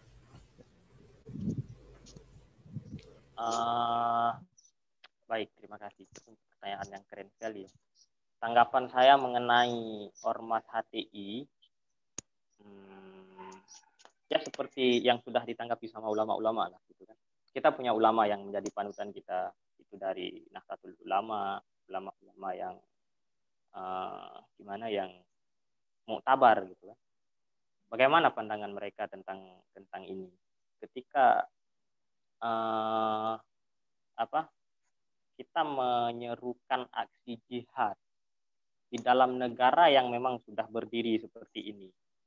Jihad yang diserukannya itu untuk apa coba? Jihad yang diserukan oleh kelompok tersebut, kita nggak mengatakan itu HTI, kita nggak mengatakan itu kelompok yang lain. Selama menyerukan jihad apapun namanya, terserah. Misalnya menyerukan jihad, untuk apa itu diserukan? Jihad untuk apa? Untuk melawan apa? Untuk mendirikan negara Islam misalnya. Negara kita yang sudah berdiri di sini itu ini negara apa? Negara demokrasi. Adakah salah? Gitu. Adakah salah tentang negara demokrasi yang sudah ada ini? Makanya saya menyinggung tadi, untuk menerapkan jihad itu kita harus memahami konsep-konsep dulu, seperti apa yang dimaksud dengan pemerintahan, negara, pemimpin. Itu kan berbeda-beda konsepnya. Jadi saya sarankan untuk penanya ini membaca kitab Al-Jihad fil Islam. Kalau tidak bisa baca yang versi Arabnya, boleh baca buku Menjadi Mujahid Sejati yang sudah diterjemahkan ini ya. Diterbitkan oleh Intimedia. Insan Cemerlang ini. Karya Dr. Muhammad Sa'id Al-Budi. Di sana jelas, panjang sekali ya, untuk berbicara tentang ini panjang sekali. Jadi pandangan saya terkait satu kelompok yang menyuruhkan jihad itu persis seperti orang yang ingin membangun toko di dalam toko. Itu tidak baik. Ya. Jadi kalau misalnya dikatakan ekstrim atau radikal itu, ya selama konsepnya membangun toko di dalam toko, yang tidak boleh. Membangun negara di dalam negara itu goblok namanya. Ya, negara sudah berdiri ya, negara yang sudah berdiri inilah kita jalankan saja. Terus misalnya ada pemimpinnya tidak betul, pemimpinnya salah, pemimpinnya nggak baik, ada batasan-batasannya dalam fikih kita. Makanya kita harus belajar ilmu dulu. Ilmu dulu, kita pahami ilmu dulu dengan benar, dengan sanad yang benar, kita pahami dari guru yang benar, guru tersebut pahami dari gurunya, sampai Rasulullah bagaimana memahami ilmu yang benar itu. Sehingga nanti kita bisa memahami bahwa ini bukan saatnya untuk menyerukan jihad, karena pemimpinnya cuma dikategorikan, misalnya dikategorikan ini, dikategorikan apa misalnya, sehingga tidak dibolehkan untuk jihad. Jadi seperti itu. Bukan begitu ada pemerintah yang tidak seide dengan kita, langsung kita suruhkan jihad untuk menyerang pemerintah, itu nggak ada. Ahlus Sunnah wal Jamaah nggak seperti itu. Termasuk Salahuddin Al-Ayyubi itu, beliau kan salah satu prestasinya beliau membersihkan sisa-sisa Fatimiyah di Mesir. Yang mana Fatimiyah itu kan pemikirannya ke Syiah. Jadi trik-trik dan langkah-langkah yang dilakukan oleh Salahuddin Al-Ayyubi itu keren untuk mengganti pemikiran-pemikiran Fatimiyah itu, Syiah. Ya.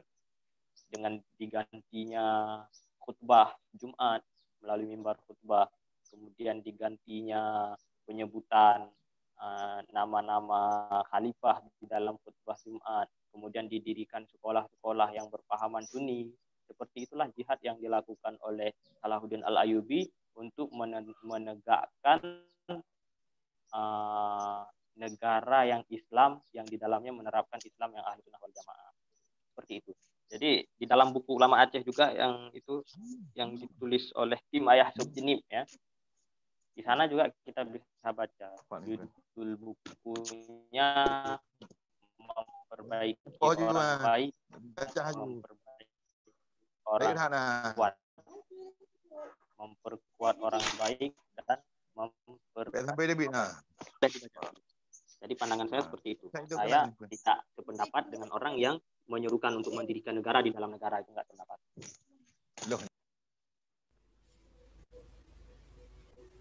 Untuk selanjutnya Ustaz dari Aidil, Assalamualaikum Ustaz, izin bertanya. Saya ingin memiliki kitab yang Ustaz bilang tadi, di antara kitab dari Habib Umar, konteksnya tadi tentang bagaimana cara membersihkan hati. Apakah ada tempat untuk membelinya atau ada pada Ustaz? Tempat beli banyak. Adalah, boleh nanti kasih panitia, kasih nomor saya aja. Yang pengen kitab nanti boleh. Saya udah beli itu. Nanti ada di penerbitnya, boleh kita cari. Kalau mau baca Arabnya boleh, download aja kitab Kabas Nurul Mubin. PDF-nya itu ada juga kan, tapi kurang berkah. Kalau mau yang berkah ya beli kitab Arab. Kabas Nurul Mubin min Ihya Ulumuddin. Kalau yang versi Indonesia yang udah diterjemahkan itu ada 11 buku kecil. Boleh, nanti kita cari, boleh. Hubungi saya lah nanti. Ada lagi? Untuk pertanyaan nggak ada lagi Ustaz. Mungkin kepada peserta yang ingin bertanya lagi dipersilahkan. Ya, bertanya Mic atau kolom chat juga boleh. Mau tanggapi apa yang saya sampaikan, coba kritik dulu kan. Oh, Ustaz, saya nggak setuju dengan apa yang Ustaz sampaikan tadi, biar sedikit memanas kan. Untuk menyambut tahun baru kan harus gimana gitu. Semangat.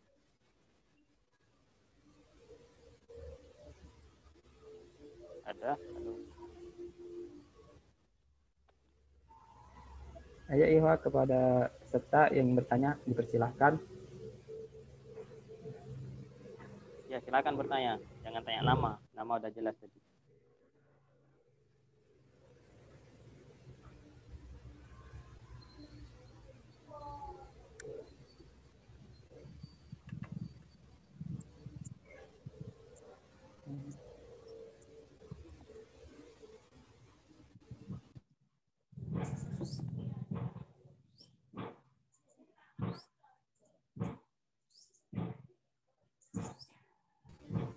Ini Ustaz, ada yang bertanya lagi Ustaz. Ya, Khair. Dari Irsa Nur Rahim. Assalamualaikum warahmatullahi wabarakatuh. Bagaimana caranya supaya tidak merasa lebih baik atau lebih hebat dari orang lain, Ustaz? Ya, itu kembali ke hati. Kalau kajian tasawuf nanti kita udah pelajari, kita udah baca tentang mempelajari tentang memperbaiki hati, sifat-sifat yang seperti itu bakal hilang sendiri. Itu kita merasa lebih baik dari orang lain, itu sifat iblis. Ya, ana khairum minhu, saya lebih baik dari dia. Ketika iblis disuruh sama Tuhan untuk sujud kepada Nabi Adam, dia nggak mau. Kenapa? Alasan dia, ana khairum minhu, saya lebih baik daripada dia. Khuliqtu min nar, yang mana itu? Wa khuliqta min tin. Dia diciptakan dari tanah, sedangkan saya diciptakan dari cahaya. Saya lebih mulia. Jadi ada prinsip itu yang tertanam di dalam diri kita. Itu sifat iblis, sifat iblisiah, sifat yang dibangsakan, yang dinisbahkan kepada iblis. Itu harus dibuang jauh-jauh sifat itu. Tidak boleh. Ya, cara membuangnya ya tetap dengan ilmu lagi, ya. Pelajari kitab-kitab tentang membersihkan hati sama guru tentunya. Seperti itu. Kita harus sadar, menyadari bahwa itu kesalahan. Setelah kita sadari kesalahan, sebenarnya itu udah keren. Bagaimana cara saya untuk menghilangkan sifat bahwa dalam hati saya punya sifat saya lebih baik dari orang lain. Nah, berarti dia sudah sadar, itu udah keren. Tinggal hilangkan aja. Cara hilangkannya dengan disertai ilmu gitu. Yang lain bertanya langsung boleh, nggak apa-apa, nggak perlu chat.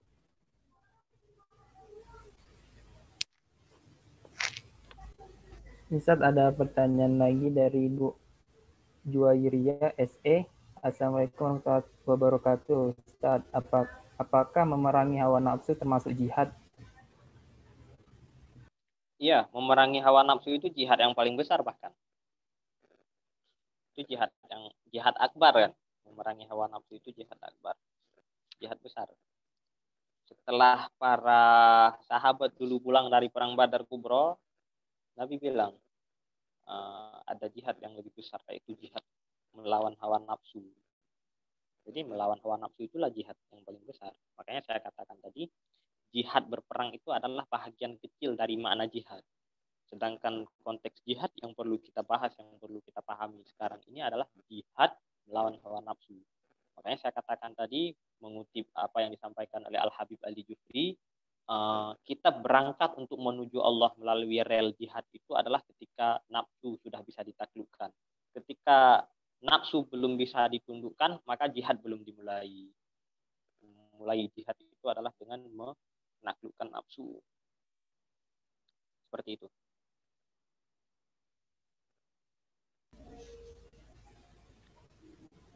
Untuk pertanyaan selanjutnya, bagaimana cara agar bisa bahagia di tengah musibah demi musibah yang sedang kita alami?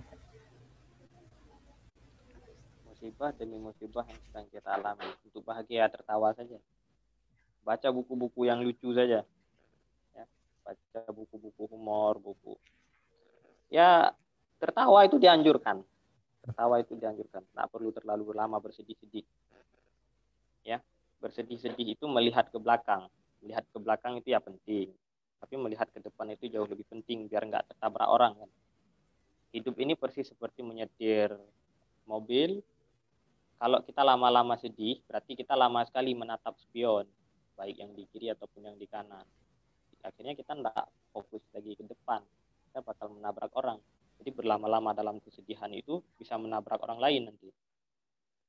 Jadi jangan lama-lama dalam kesedihan. Tertawa saja nggak apa-apa. Tertawa itu dianjurkan kok. Untuk membersihkan hati ya tertawa. tertawa itu salah satu termasuk untuk membersihkan hati juga, tapi ya tertawa pada tempatnya. Karena para ulama itu banyak yang terkenal mereka lucu-lucu, mereka suka guyon.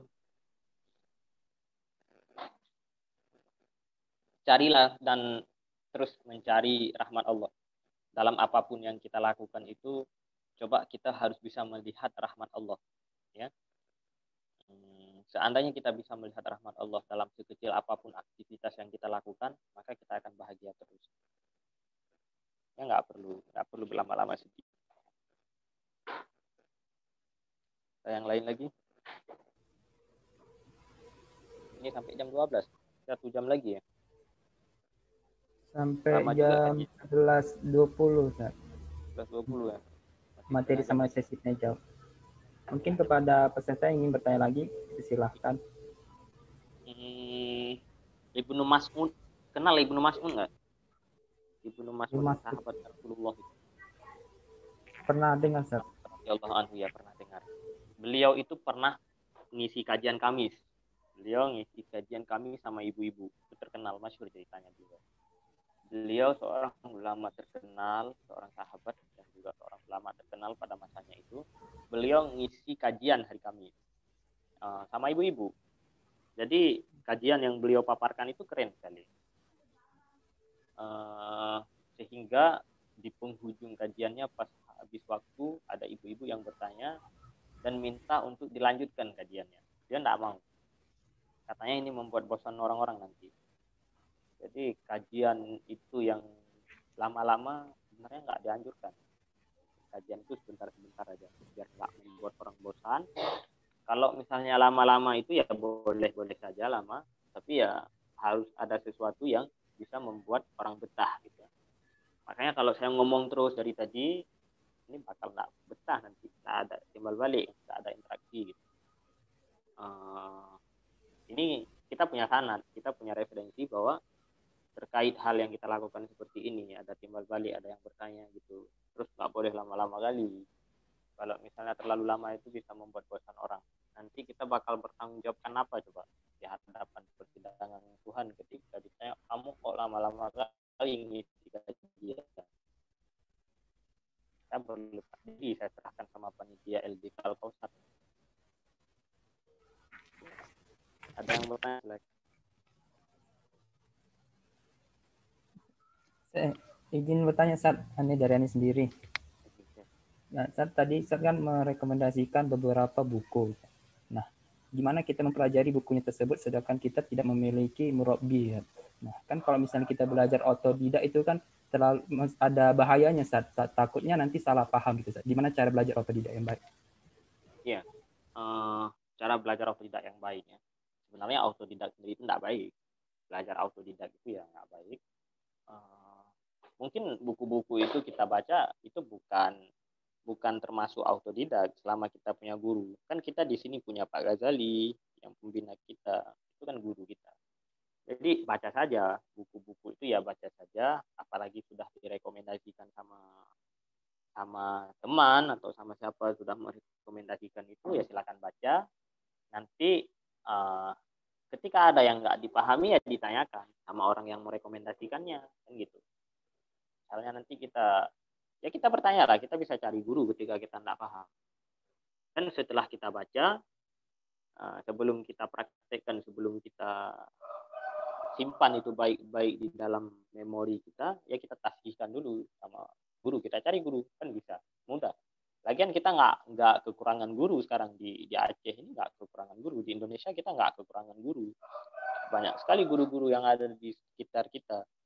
Jadi baca saja dulu bukunya, nanti kok diskusikan dengan guru-guru. Saya sering baca sendiri buku-buku itu, nanti setelah saya khatam, saya duduk diskusi. Kadang-kadang nggak sama guru aja.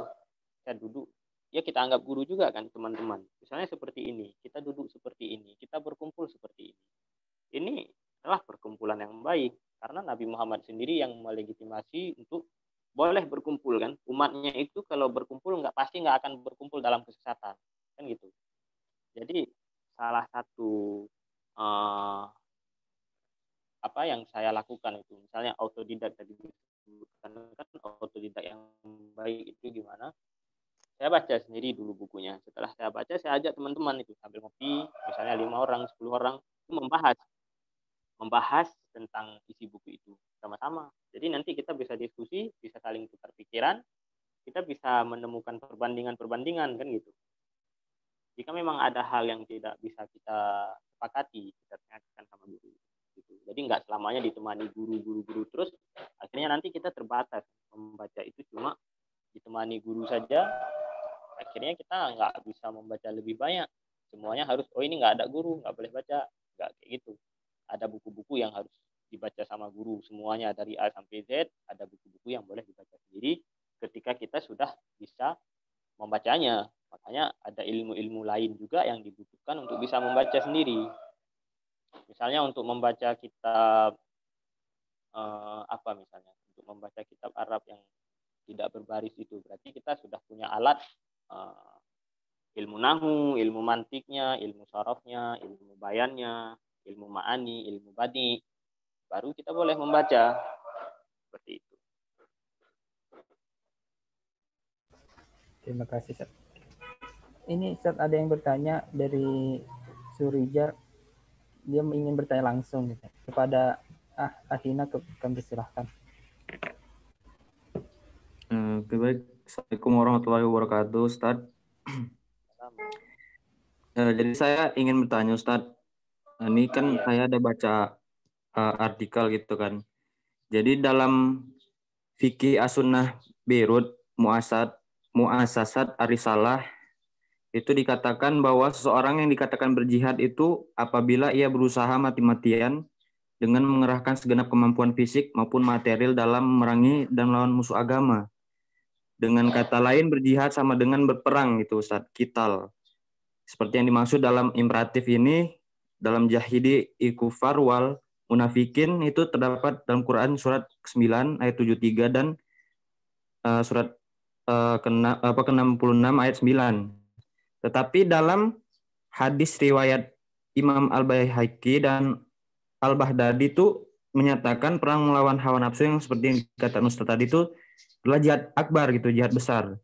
Tetapi sebagian ulama seperti Ibnu Hajar Al-Asqalani menilainya sebagai hadis lemah. Jadi ini kan sesuatu yang kontradiktif, Ustaz. Ya.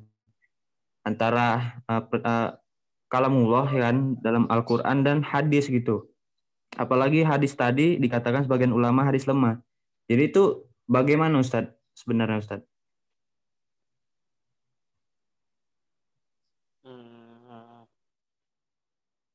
Ya, berbicara tentang hadis, saya sendiri nggak punya ilmu yang bisa diandalkan untuk mengkoreksi hadis, itu hadis lemah atau itu hadis kuat.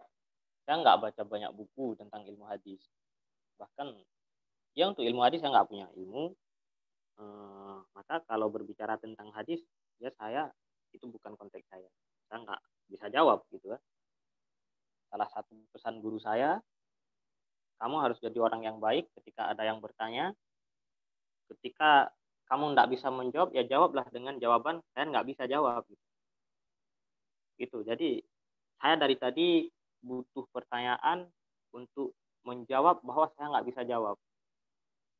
Dan akhirnya saya mendapatkan pertanyaan yang bisa saya jawab, saya nggak bisa jawab.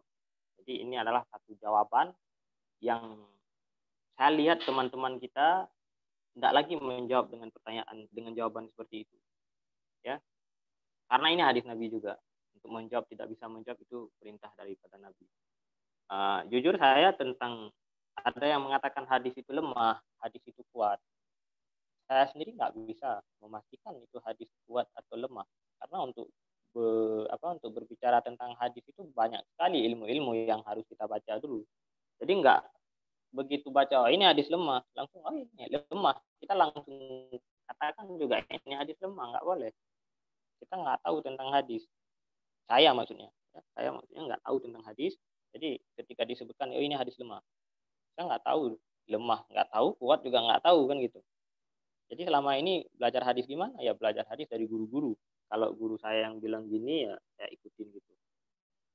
Terkait apa yang saudara tanyakan tadi tentang ayat yang dikatakan ditafsir sama siapa tadi? Ada juga yang katanya Ibnu Hajar mengatakan itu hadis lemah, ya Ibnu Hajar yang mengatakan itu lemah. Kita yakin nggak itu Ibnu Hajar yang mengatakan? Barangkali bukan Ibnu Hajar, kita kan nggak cek. Kita langsung percaya Ibnu Hajar yang katakan itu. Barangkali itu dicatut namanya Ibnu Hajar saja, kita nggak tahu kan. Jadi terkait tentang konsep jihad, tentang jihad akbar itu berperang, ya kita nggak lihat teks kitabnya. Kita lihat dulu teks kitabnya. Kalau misalnya nanti diskusi lebih lanjut, saya siap berikan saya teks kitabnya, saya pahami dulu teks kitab tersebut. Mungkin konteksnya berbeda, gitu ya. Jadi konteks yang sedang penulis bahas itu konteksnya di mana, sehingga kita membahasnya dalam konteks yang lain. Kemudian yang dikritik sama Ibnu Hajar itu konteksnya di mana, kita nggak tahu, gitu. Jadi untuk hal ini saya katakan bahwa saya nggak bisa jawab.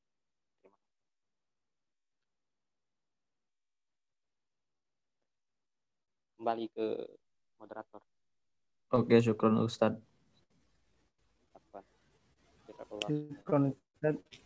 Untuk ada pertanyaan lagi Ustaz, ini dari Aidil. Assalamualaikum warahmatullahi wabarakatuh. Ustaz, izin bertanya bagaimana maksud dari ta'ammul dan apa arti dari ta'ammul tersebut?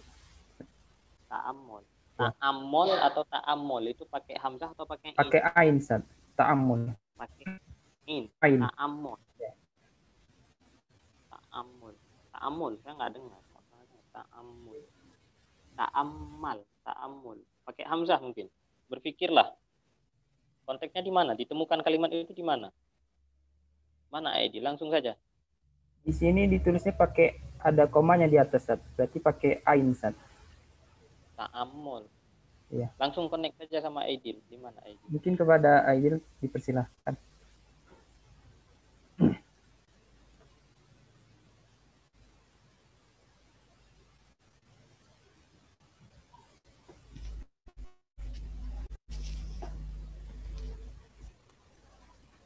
Ada. Gimana Aidil? Mana? Aidil. Ahlan wa sahlan. Marhaban. Di mana?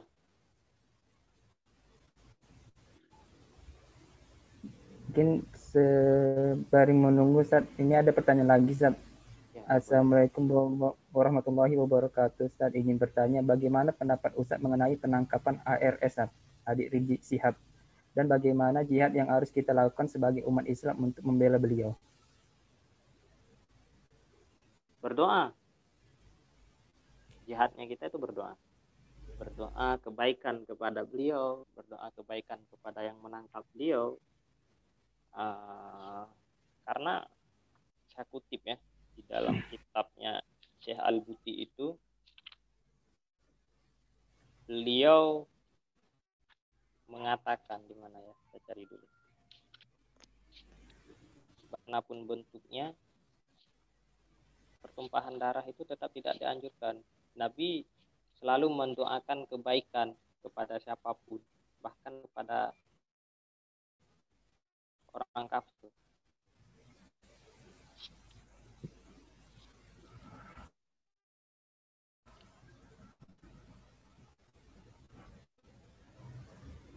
Ya, tanggapan saya, kita berdoa saja, itulah jihad yang terbaik, mendoakan saja. Untuk saya pribadi, karena yang ditanyakan tanggapan saya. Saya pribadi, jihad saya sesuai posisi saya yang manusia biasa seperti ini, tidak ada kekuasaan apapun di tangan saya. Berarti jihad untuk saya itu adalah berdoa kepada beliau, berdoa kepada pihak yang menangkap beliau, ya kita doakan kebaikan semuanya. Seperti itulah. Kita nggak melihat siapapun, kita nggak melihat kepada maksudnya, oh ini ulama sehingga nggak boleh dihukum.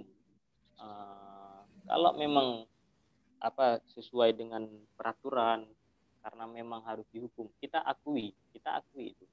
Jadi kita tidak menuhankan kita tidak menuhankan seseorang gitu ya. Kita tidak menuhankan seseorang, kita nggak boleh fanatik buta. Akhirnya nanti kita nggak bisa lagi membedakan kebenaran dan kesalahan.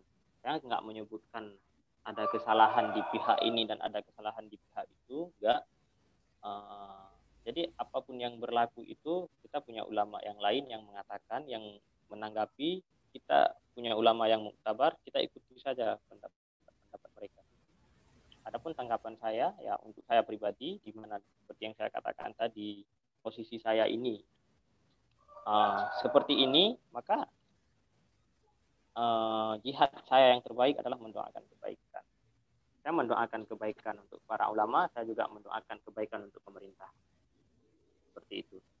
Jadi seperti siapa, Ibnu Mubarak ya, kalau saya tidak salah ingat, Ibnu Mubarak entah Hasan Basri, salah satu di antara dua mereka.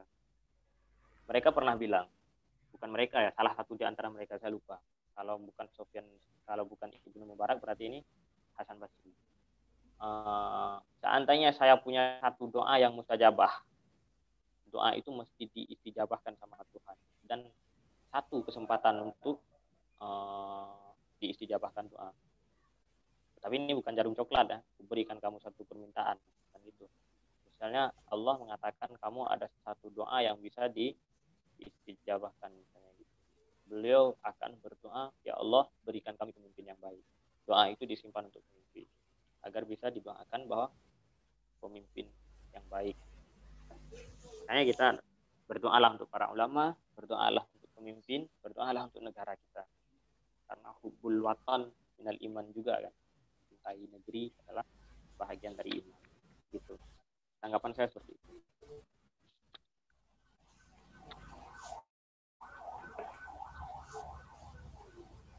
Terima kasih Ustaz. Mungkin kepada Aidil bisa memperjelas pertanyaannya.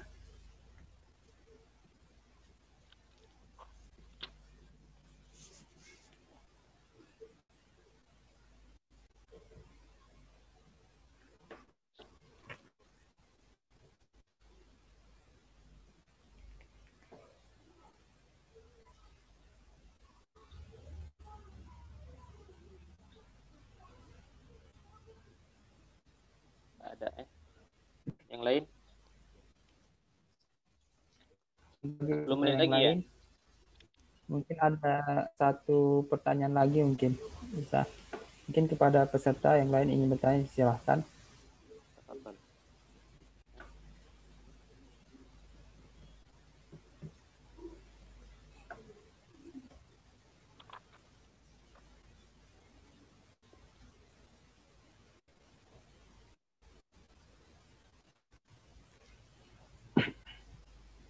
Barangkali ada yang sudah saya jawab itu belum puas, mau tanggapi lagi, silakan juga boleh, nggak apa-apa. Untuk pertanyaan yang sudah ditanyakan dan saya sudah menjawab, nggak boleh kayak gitu. Tanggapi lagi, silakan. Ataupun mungkin ada teman yang lain yang ingin tanggapi. Ustaz tadi jawabnya kayak gini, saya nggak setuju. Jawabannya kayak gini gimana? Boleh, silakan. Jangan diam aja. Iya. Ya. Kita ada Diam waktu 10 sama menit lagi. Diam sama ngomong paketnya kan sama aja nanti.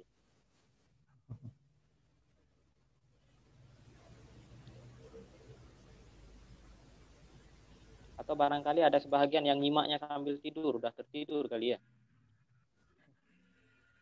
Bangunkan. Ustaz ada yang ingin bertanya, buku rekomendasi tentang perbaiki hati. Tadi judulnya Ustaz. Dia nanya tentang judul bukunya. Boleh baca Wahai Murid. Ini bukunya. Wahai Murid, menuju dunia yang terhubung dengan Allah.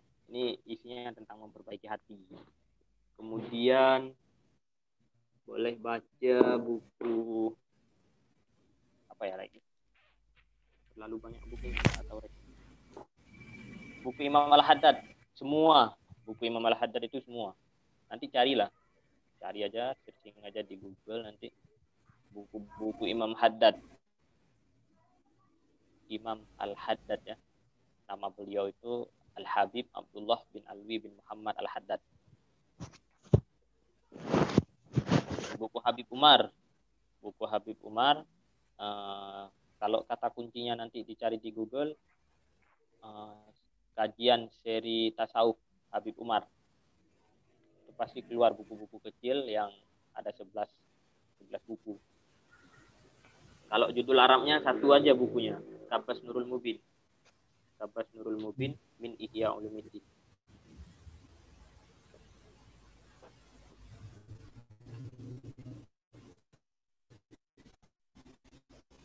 Kalau yang dekat saya boleh lah, mau beli jam boleh, saya kasih pinjam.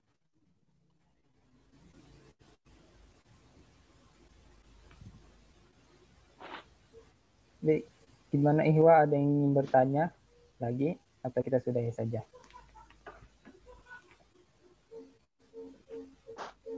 Mungkin kita sudahi saja untuk sesi tanya jawab. Mungkin ada yang ingin disampaikan saat atas closing statement. Ya, nggak ada. Terima kasih Bu panitia yang udah sebulan lebih capek-capek kan untuk buat acara kayak gini. Ya, terima kasih banyak. Semoga pertemuan kita bukan pertemuan yang terakhir. Kita ucapkan Allah alaikum ala hadhil a'mali sholihah. Jazakumullah khairan katsiran lil mas'uliyah hadhil barnamij. Yang belum kawin semoga cepat kawin. Yang belum selesai kuliahnya semoga cepat selesai. Semoga Allah mudahkan urusan kita semuanya.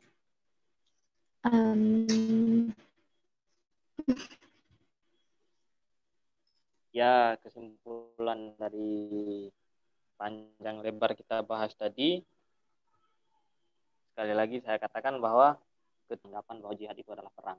Jihad dengan cara berperang itu adalah bahagian kecil dari makna jihad. Silakan baca buku Menjadi Mujahid Sejati karya Dr. Muhammad Said Ramadan Al-Buti. Itu adalah buku yang membahas jihad. Salah satunya buku tersebut boleh dibacakan. Ya. Kemudian untuk mengawali jihad untuk menuju Allah itu ya setelah kita menundukkan nafsu, maka awalilah dengan membersihkan hati. Bersihkan hati, baca dulu kajian-kajian tasawufnya untuk memperbaiki akhlak kita. Setelah hati dan akhlak kita baik, mungkin kita tidak perlu berperang juga, kita akan menjadi orang yang baik. Karena pada dasarnya tujuan dan maksud daripada jihad sendiri itu baik dengan cara berperang atau bukan, itu adalah untuk memperbaiki orang, untuk berdamai. Berperang itu juga tujuannya untuk berdamai. Kalau memang masih bisa dengan cara damai, maka tidak perlu berperang. Seperti itu. Perbaikilah hati, jangan isikan hati dengan perkara yang tidak baik.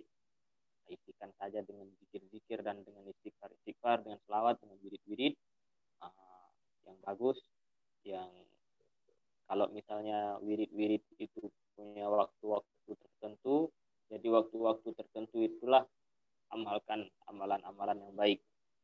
Mungkin itu saja dari saya. Sekali lagi terima kasih untuk semua panitia yang saya nggak kenal satu persatu, tapi tidak mengurangi rasa takdim. Dan sampaikan salam kepada Ibu yang tadi siapa? Yang tidak ada tadi, sampaikan salam kita juga kepada Bapak Ghazali. Salam hormat kami untuk beliau.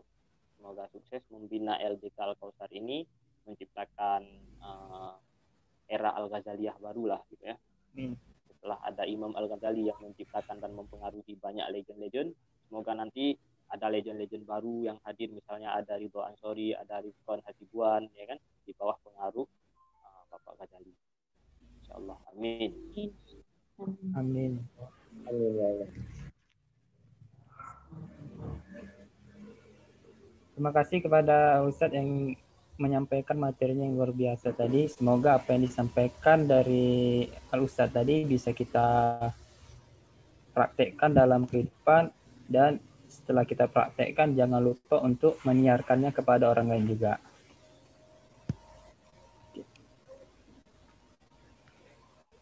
Untuk sesi selanjutnya itu kami di sini ada membuat kuis untuk para peserta.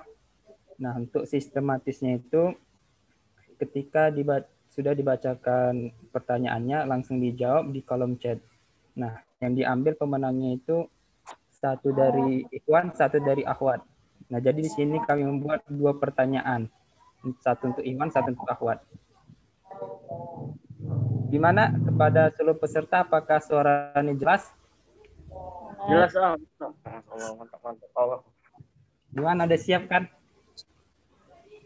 Siap.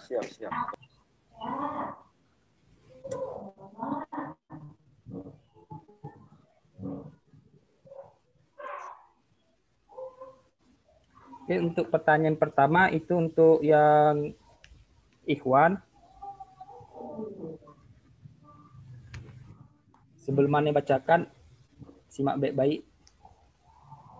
Kondisikan terlebih dahulu jaringannya biar nggak terputus-putus.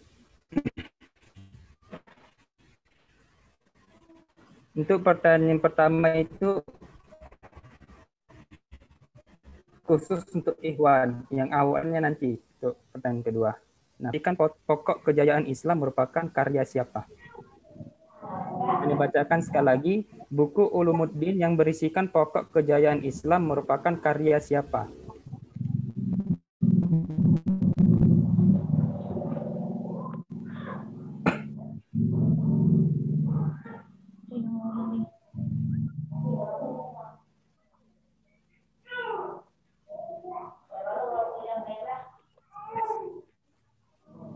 Oke, untuk pertanyaan yang pertama sudah habis waktunya ya untuk yang Ikhwan. Sekarang untuk pertanyaan yang Akhwat.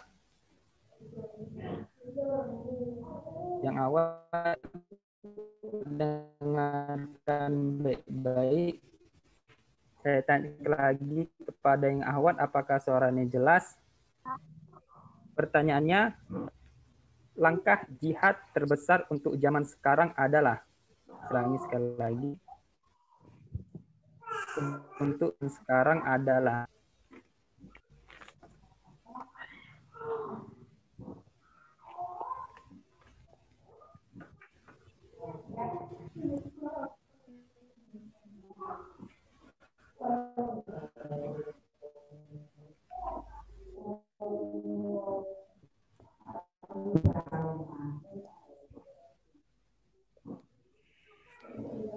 Untuk pertanyaan kedua, waktunya sudah habis juga.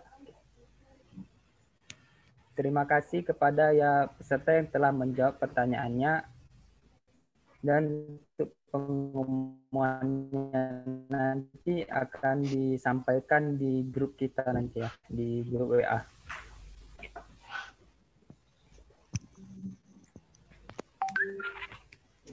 Ke sesi doa, Anda memperingatkan kepada panitia agar mengirimkan link presensinya.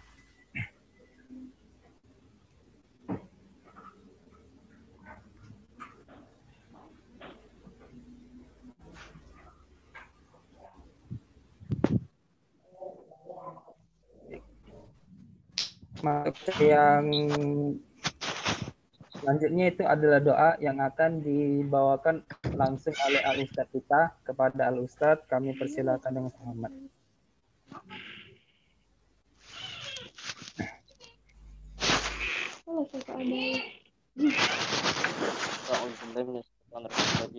Bismillahirrahmanirrahim. Alhamdulillahirabbil alamin. Rabbana lakal hamdu kama yanbaghi li jalali wajhika wa li 'azimi sultanik. Subhanaka la nuhsi sana'an 'alaika anta kama asnaita 'ala nafsik. Falakal hamdu hatta tarda, lakal hamdu idza radita, lakal hamdu ba'da ridha. Allahumma shalli wa sallim ala sayyidina Muhammadin fil awwalin, shalli wa sallim ala sayyidina akhirin, wa shalli wa sallim ala sayyidina Muhammadin fil mala'il a'la ila yaumiddin, shalli wa sallim la tarithal arda wa man 'alaiha wa anta khairul warithin.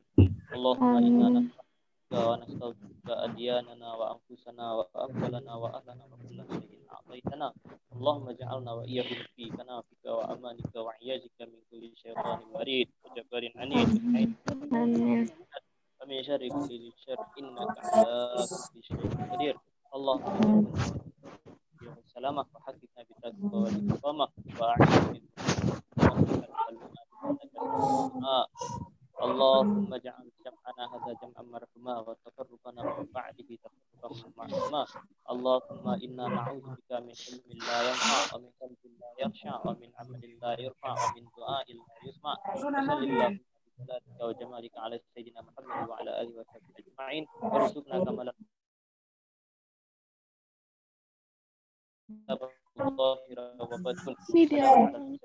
Rabbil alamin.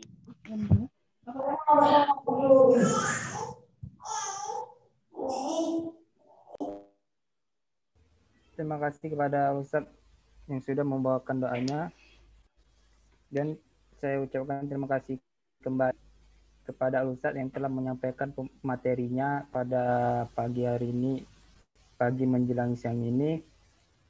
Semoga apa yang sudah Ustadz sampaikan bisa bermanfaat bagi kami semua. Mungkin bagi peserta harap diisi untuk link presensi yang telah dibagikan di kolom chat.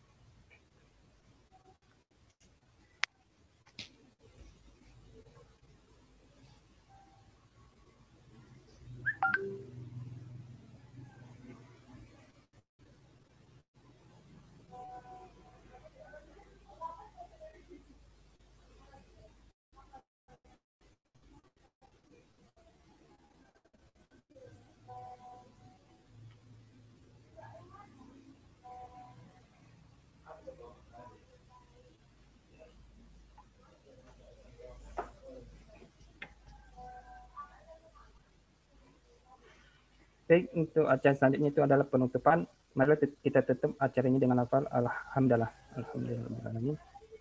Dan doa kifaratul majelis. Subhanakallahumma wa bihamdika asyhadu an la ilaha illa anta astaghfiruka wa atubu ilaik.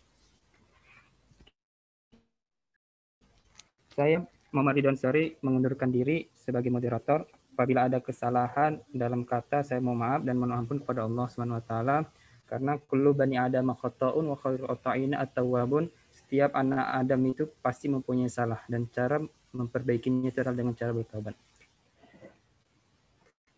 Saya akhiri. Wassalamualaikum warahmatullahi wabarakatuh. Waalaikumsalam warahmatullahi wabarakatuh.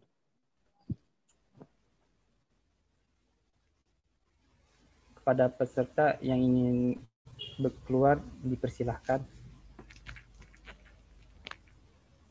Untuk pemateri boleh keluar. Boleh ya, Ustaz. Terima kasih Ustaz untuk ilmunya, Ustaz. Syukran Ustaz, jazakumullah khair. Alaikum. Amin. Terima kasih. Waalaikumsalam warahmatullahi wabarakatuh. Waalaikumsalam.